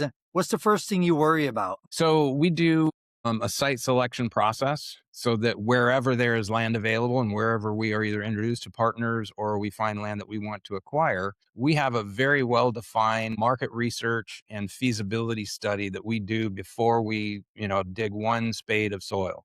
So we have a lot of upfront feasibility work that we do, which means, we're researching all the local grocery stores, all the local restaurants, all the local hotels and convention centers, all of the farmers markets, and understanding what's currently available in the marketplace, what's missing in the marketplace. We do consumer evaluation to understand what they want in the marketplace, which drives a lot of our crop selection, which also drives the volume because we don't want to overbuild in a facility where it's not consumed, right? So we would rather underbuild and expand over the future as opposed to overbuilding like a lot of the indoor vertical farms did. And then they had to distribute outside the local area. So that is counterintuitive to our hyper local model. So we want to make sure that sizing it locally, that we're not overbuilding and over architecting and over engineering and over supplying. That doesn't solve the problem either. So we're very specific upfront about the studies that we do. And once we identify a location, we have the ability to get to very detailed feasibility study that includes the fact that we have built out, every single nut and bolt, every single tray, every single light, every single, angle of a pipe, everything that goes into the facility is currently in our electronic library. And so we have the ability through CAD designs to be able to pull together, and we can plunk an indoor farm in any building in any location within a matter of hours. So time-wise, we can create a very detailed feasibility plan, and we can generate an estimated bill of materials from that electronic library because we have 3 sources for every component globally. So we know the availability, we know the long lead items, we know the pricing structure. That allows us to build a very specific plus or minus 10 project budget to determine feasibility. So we know what we're going to grow. We know what the price is for that product that we're going to deliver. We know how much it's going to cost to build the facility to do that. And so in a very short period of time, we have the feasibility to determine, is this financially viable in this marketplace with these demands with this budget? So it's really unique in that perspective. And that gives us the ability to scale because we can apply that model today in California, tomorrow in Texas, the day after or the week after in Guyana, then in North Africa. All the principles of the farm in a box that we've built is quickly relocatable and scalable and repeatable based on the fact that we have all the core information together. That's incredible. This is the AI Edge podcast. Let's talk a little AI. I want to bring AI into this, but not from a hype perspective. Where have you actually seen AI or automation make real difference in your world, if anywhere? It's interesting because I'm a big Marvel Studios fan. And back when Tony Stark, first came out with Iron Man, back in that day, the technology was completely theoretical, right? Jarvis was a concept, right? It was an idea in somebody's mind that you could not implement that in reality. Today, in 2026, we can actually implement that very concept. So we have actually created our virtual chief operating officer, or COO, that we have named Aiden, which is Autonomous Information Director of Agricultural Networks. So Aiden, AIDAN, is our version of Jarvis that is actually an agentic agent that scours all of the frontier models and gathers the information necessary to implement the programs that we have designed for the virtual chief operating officer to do. So things that become really efficient that, I'm a software engineer, right? So I'm a Microsoft certified software engineer, and I used to build websites both for fun and for profit. And in that process, it could take a month to build out a brand new website from scratch, right? You had all the elements, all the coding, all the HTML, and all the internet functions, all the GoDaddy registrar, and all of those components. So last week, I gave an instruction to our chief operating officer, and in one day, had a completely new website designed for us with all of the elements, everything completed that it would have taken me a month to do. So that's a very tactical scenario of how do we tell our story? Because as we evolve, the story evolves. And we constantly are upgrading and adding. I mean, in Puerto Rico, it was the 3-tree agroforestry plan. In Hawaii, it's now the quad helix or 4-tree agroforestry plan. And so reflecting those changes across all of the operating environments and including building out a new website is something we needed to do. And we need to be able to tell our story in even a more effective way. But I was able to give an instruction to our virtual COO, Aiden, and the execution of that is what we now have as our new website. Incredible. So, what has been generally useful as far as AI? Aiden, obviously. Anything else? Well, just on a daily basis. I mean, I use it to automate routines like our market research that used to take days and weeks to do, now can be done in the click of a button because we've automated the scripts, we've automated the research, we've automated the desired outcomes. So for any particular region of the world or vertical focus of our target, RCRU buyers, we have a standardized approach that is now driven through AI so that we don't have to spend the human time necessary to produce the report, that now the humans get to see the deliverable and can make much better decisions and work with our prospective customers. And we've had clients say, my goodness, you guys know more about us than we do. So that's how we want our customers to see us contributing value, is that they know we understand their business and we're providing a solution that we can map specifically, financially, return on investment wise to their needs. And so becoming a really efficient partner for, global conglomerates. You can't just be an individual farmer with no technology. You have to be able to match what's going on in the world. And AI is everywhere. And it obviously has, risks and balances that you have to focus on that. And so we have, a governance committee that, provides the guardrails within which our AI needs to operate. But we're encouraging every person in every function of the company to learn and embrace AI, not to be afraid of it, not to let it overwhelm you, but to start to understand what it means, because it is the future. Let's flip the switch. Where has it not been worth it? I haven't found a place yet that it's not worth it. I agree. I could imagine a time where, there are super sensitive things when it comes to, HR functions, right? Disciplinary functions that, you do not want to impose an AI perspective. That needs to be, very carefully handled and, dealt with, from a human perspective. Terminating somebody is very difficult. I try to avoid it at all possible costs. But, when you're running an organization of hundreds of people and ultimately thousands of people, not everybody's going to be a fit, and you're going to have to figure out a way to exit people off the bus and do it in a way that's emotionally supportive, cognizant of the human factor in this, and helping them find solutions to get on another bus. And that I don't think can be replaced with AI. I mean, that's just one of the things that I think we're going to constantly be, eyeball to eyeball and human to human. Ken, where is agriculture dramatically underestimating AI? I think in the use of precision tools, the ability for AI to identify problems similar to pest management or soil conditions or, catastrophic rainfall with runoff, getting to decisions more quickly based on the assessment of that information, I think is tremendously valuable. So I think that there's really opportunities for AI to guide precision agricultural tools, everything from lawnmowers to seeders to harvesters. Again, those are things that, if you look at harvesting coffee, right, you can't do that without human fingers right now. It's so manpower intensive. And that's what has made the perception that coffee farming is low margin, high headache, type of agriculture. I don't know if AI and robotics is going to solve that.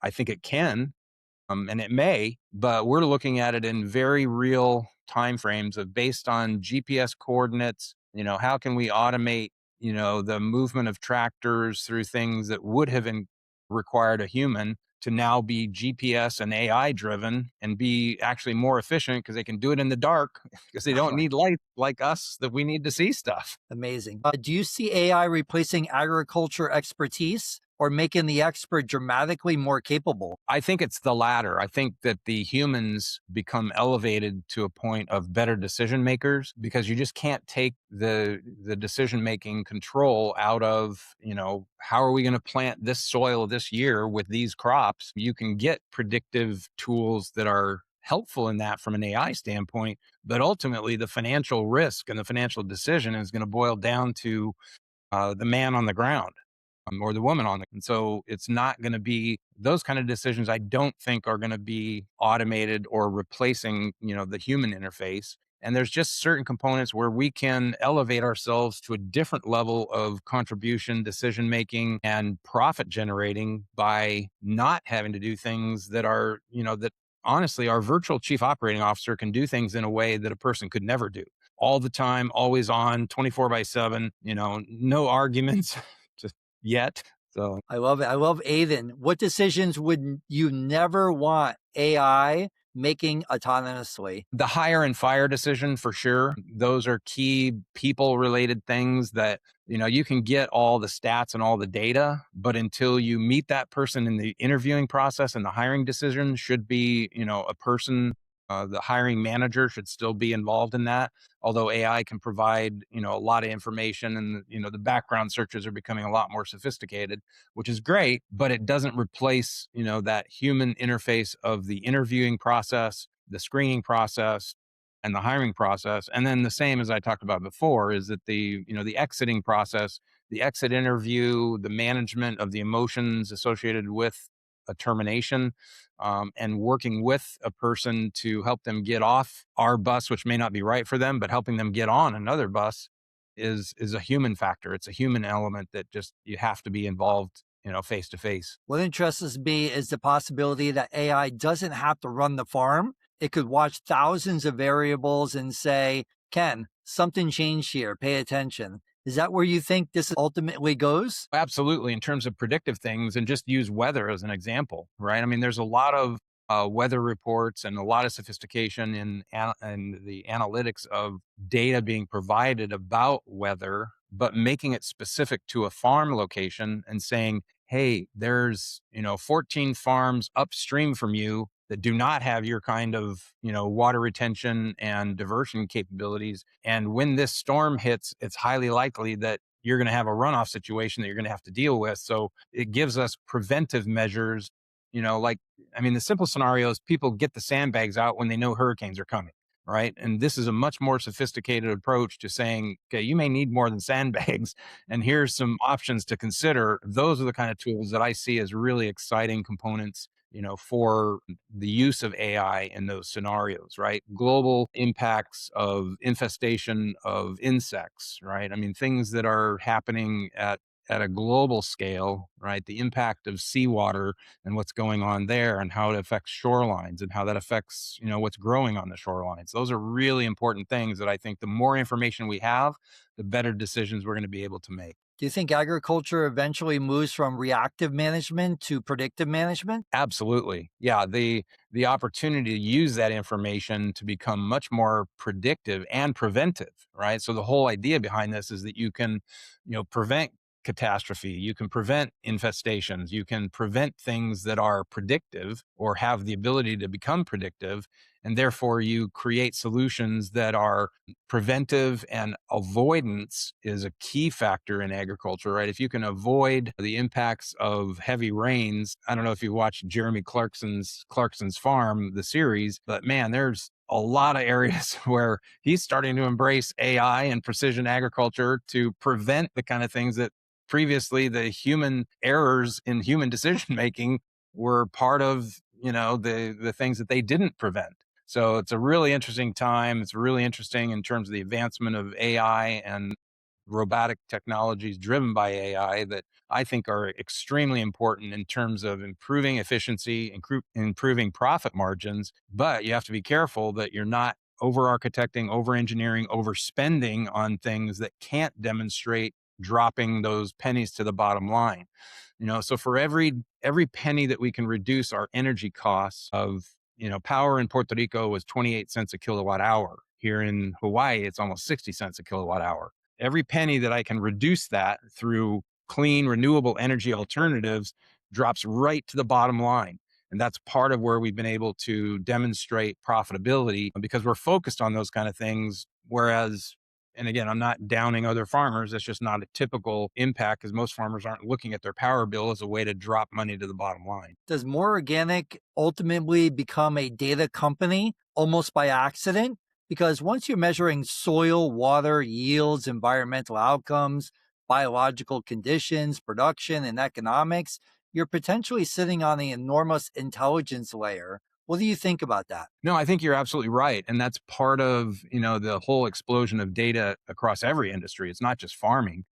But we are part of that. And the data that we're generating is unbelievably valuable. So, not only for our own decision making, but for educating and informing the world in terms of, where does our farm or our farms fit in the global educational awareness of a lot of these things. So, yeah, we are the additional revenue that comes out of the data is yet another revenue source that we have not monetized yet, but I fully anticipate that we will be able to. I mean, you think the amount of data that's coming out of a grocery store, right? And so, how does a sales system that geographically isolates and maps an individual shelf in a grocery store and tracks consumer buying habits of that is going to eventually translate into what we plant and how often we harvest and where we're delivering it, because all of that upstream data is going to impact our downstream, and we can become much more efficient in terms of decision making for what the consumer wants. Let's talk about capital. If demand for what you're building exploded tomorrow,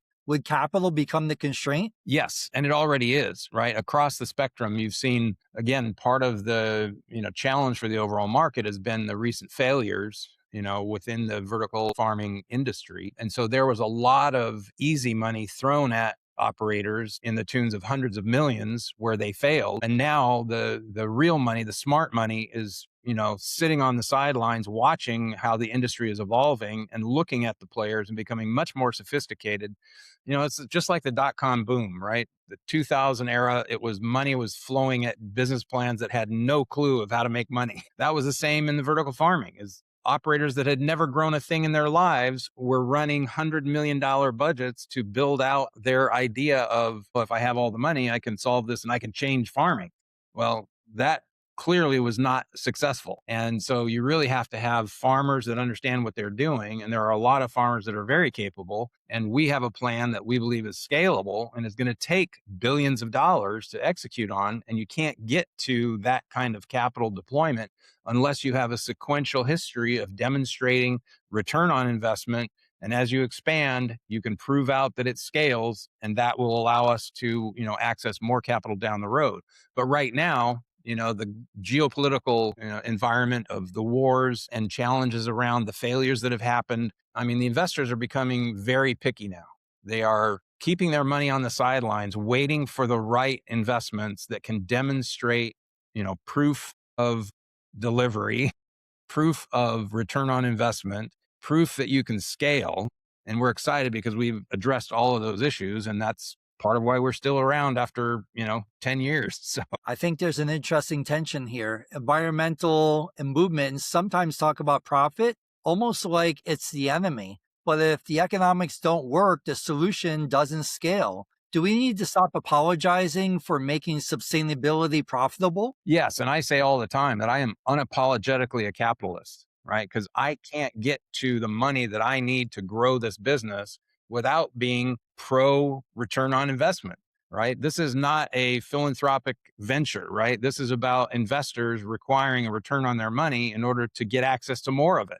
So unapologetically capitalist, and that is not in conflict with being an environmentalist. You can be completely concerned about the quality of the soil, the health of the soil, the health of the planets. That is not at odds with capitalism, right? You can do both, right? And so the juxtaposition of the fact that the, arguments of the polar ice caps melting has nothing to do with, can we prove out the need for hyperlocal farming? Can we do it profitably? And can we do it in a way that will allow investors to participate in this, both for social impact as well as for return on money, right? Because you just can't scale your capital if you can't demonstrate return on it. Could capitalism actually become one of the strongest forces for regenerative agriculture if the incentives are designed correctly? It already is, right? It's baked into the model right now. So the reason that, companies got the capital in the first place is because of the excitement about the potential. And the problem is that the investors got completely sidelined or blinded by the potential for return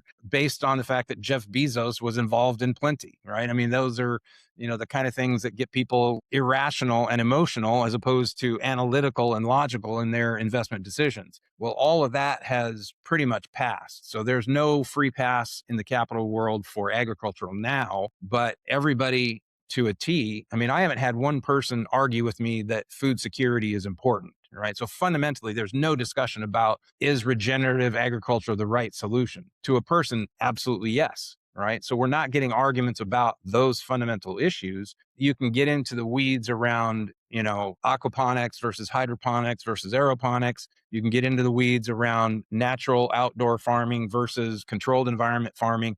All of those are legitimate discussions that you can have. But at the end of the day, the investors are going to invest where they can make money.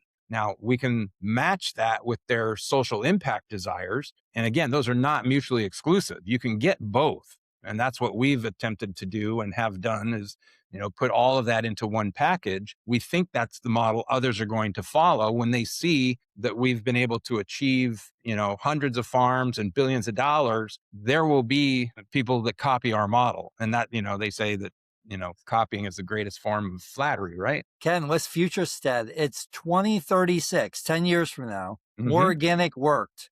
Not just sort of worked, it really worked, right? What does America look like differently? So, number one, we are food secure, which food security is actual national security. And having a secure borders is as important as having a secure food supply. And today it's not the case, right? We are on very thin ice that we could very quickly be demonstrated the fragility of the global ag supply chain.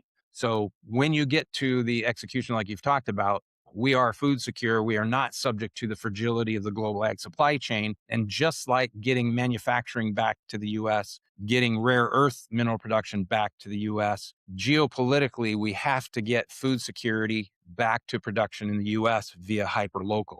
So that is the outcome that we see. And it becomes a model for introducing that to the rest of the world. And I think becomes part of, food security is national security in every country. And if you have that, you remove a lot of the motivations, that people are going to war over. So, it doesn't become, the magic bullet. It's not the ultimate solution, but it certainly contributes to a more peaceful world when you don't have people, fighting for survival and are dealing with, dying from famines around the world, which is happening today. There's absolutely no reason that we can't feed every person on the planet.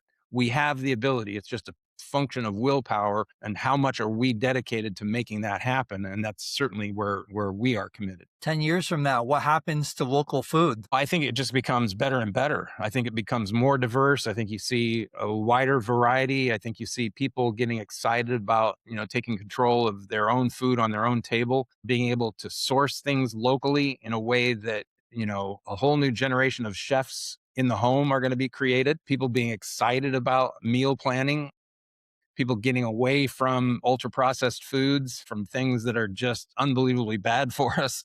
I think the ramification from that is, from a healthcare standpoint, we can completely change the pandemic of diabetes. We can definitely impact the scale of obesity in the country. And the result of that is reducing healthcare costs that make healthcare much lower across the spectrum of our population. And that's a direct benefit from having food security in a hyperlocal basis that gets the nutrients at a level. I mean, it will hopefully, I want to see as an outcome of this that all the supplement stores go bye-bye. There shouldn't be a supplement store in the world. Everybody should be eating local food that has all the nutrients where you don't need supplements anymore. The reason supplements have exploded is because of the decline nutrients in our produce on the shelves of the grocery store. So that will be a direct economic impact. What happened to the farmers 10 years from now? More organic is super successful. You're going to see a whole different perspective. It will not be Mike Rowe's dirty jobs as farmers. Right now, farmers are a dying breed. The average age of farmers in Puerto Rico is 62. And so we need to, and this will revitalize the perception of what a farmer is and how incentivized a farmer can be from a financial return. And so you're going to see the next generation, and we're already educating and working with elementary school, middle schools, high schools to educate the next generation of farmers so that they're excited about it. They're not thinking of this as a, high maintenance, low margin type of job that they're barely eking out an existence. Now you're elevating the perception of farmers. They become professional managers of extremely complex systems that are now elevated to a level that reflects the financial returns that are coming out of the farms, the specific knowledge set required to be a farmer. All of that is elevated through all the components that we've talked about. So it's, you're going to see a completely new generation of reality TV series focused on farmers. In fact, we're actually signed up for a reality docuseries. It's a 9-year series that is just commencing this year, that we're going to be probably 50% of the content of a show called World Harvest.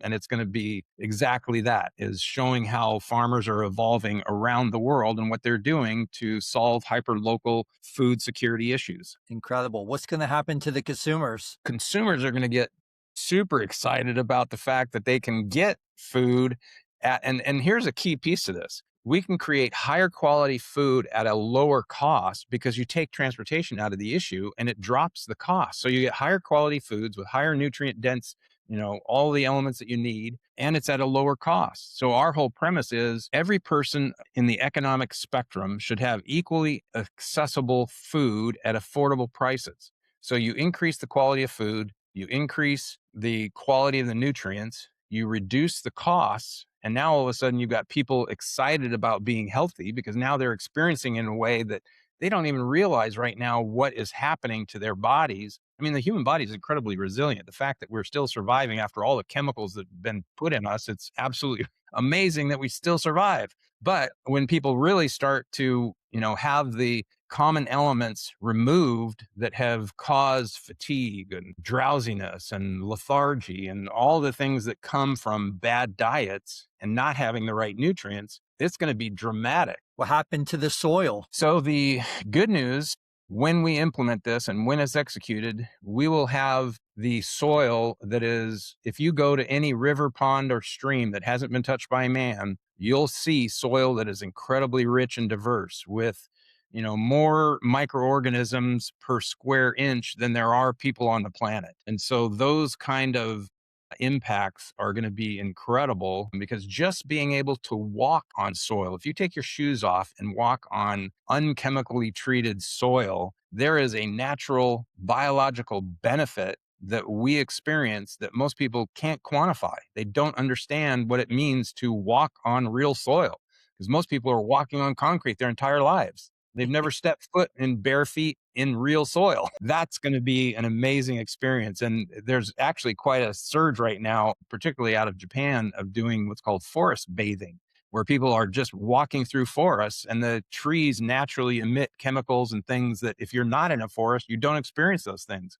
So there's a biological effect that's going on both under the soil, on the soil, and above the canopy that people are really going to start to understand. Getting back to nature is the logical conclusion of all of this. Last one. What did more organic become 10 years from now? So I want it to become the legacy that my kids and grandkids get to say, hey, grandpa was involved in that. Right. So my grandkids call me Opa. And so Opa was involved in changing the world. And that's not just theory, it's not just hype, is that we believe, and every person at our core believes that we're having that kind of legacy impact, that Morganic will be one of the stories that will be written about and documented in the reality docuseries that help change the world back to a nature-based approach. And that, I think, is our legacy. Kendell, this is obviously much bigger than just building a company. What keeps you personally attached to this problem? It's really my legacy for my kids and grandkids is that I am doing this because I want them to know where their food is grown, know how it's grown, and for them to benefit from and their bodies be beneficiaries of Mother Nature's intended solutions for food. Right? Food is an integral component to staying alive, but I want them to thrive more than just stay alive. Right? I want them to be as healthy as they can possibly be without supplements, without chemicals, and without experiencing chronic illness that unfortunately has become a big part of the story today. So my driver, I get up every day, I'm motivated because of my family, right? And yes, then it becomes I have, friends that are part of this. I have colleagues and associates in the company that are part of this. So we want to impact our families first, our friends second, our local communities third, then the globe overall that we think, we can have an impact with. And that's what gets me up every morning. I love what I'm doing. I'm excited about it. I'd like to live to be 150. I'm actually 90 years old, but because I'm eating moringa, I look like I'm younger than that. But I love it, Ken. Let's have a little bit of fun. Lightning round, some quick hits. You ready? sure, Biggest misconception about regenerative agriculture. is that it conflicts with capital raising, conflicts with making money. Biggest mistake conventional agriculture has made. Monocropping, One thing environmentalists misunderstand about business. that they are not mutually exclusive. You can be an environmentalist and a capitalist at the same time, and you can accomplish both goals. One thing business people misunderstand about the environment. That it's actually reveals itself if you'll listen. If you listen, look, and learn, Mother Nature tells us exactly how to do this, right? So it's not rocket science, but it is science. And you have to be listening and willing to learn from what has been proven over the decades and centuries and millennia. Most underrated technology in agriculture. Precision equipment, Most overhyped technology. robotics, One crop everyone should understand better. moringa for sure. I was going to say that one. Best business decision you've ever made. Marrying my late wife. That's beautiful. Hardest lesson you've learned. To be humble. Growing up, I was very motivated by the dollar. I was very motivated about climbing the corporate ladder for success. And I have learned the hard way that you have to appreciate everybody around you, including the janitor and including, the elevator maintenance guy. I mean, everybody matters. What are you personally trying to get better at this year? I am trying to become better at raising more money, right? I have not raised $1 billion. And that's one of the things I'm trying to get better at is raising $1 billion. One thing you believe about the future of food that most people would disagree with today. That it can dramatically drop our cost of healthcare. It can fundamentally change the nature of how healthcare is delivered. Last one, Ken. 20 years from now, what do you hope people say about more organic? It will be a reflection and a recognition that we have changed the world. Is that the hope is that people will reflect on Morganic and say, we would not be where we are today had Morganic not done what they did back in 2026. Excellent. Kendell, this is amazing. Everyone listening who wants to connect with you, learn more about More Organic, follow what you're building or potentially become a part of what you're doing, where's the best place to find you? mOrganic.us. So www.morganic.us is our website. And I am available personally and directly. My mobile phone is 760-445-3315. You can call me, text me. You can email me. My email is ceo@morganic.ag. So morganic.ag. And I would love to connect, share our story, and invite people to learn more about us and what differentiates us in the marketplace. So Louise, thank you very much. Incredible. Perfect. We'll make sure we put all those in the show notes, all those links. Ken, this has been a great conversation. I really appreciate you coming on. What I take away from this is that food security isn't simply an agricultural challenge. It's an infrastructure challenge, an economic challenge, a technology challenge. And maybe more than anything, it's an operational challenge, because the idea doesn't matter unless we actually build systems capable of delivering them at scale. Ken, thank you for sharing what you're building. To everyone listening, if you got value from this episode, make sure you like, follow, and share with someone who's building. And we'll see you on the next episode of the AI Edge podcast. Ken, it's been a pleasure. Thank you for being here. Likewise. Thank you very much. This has been great. I really appreciate it.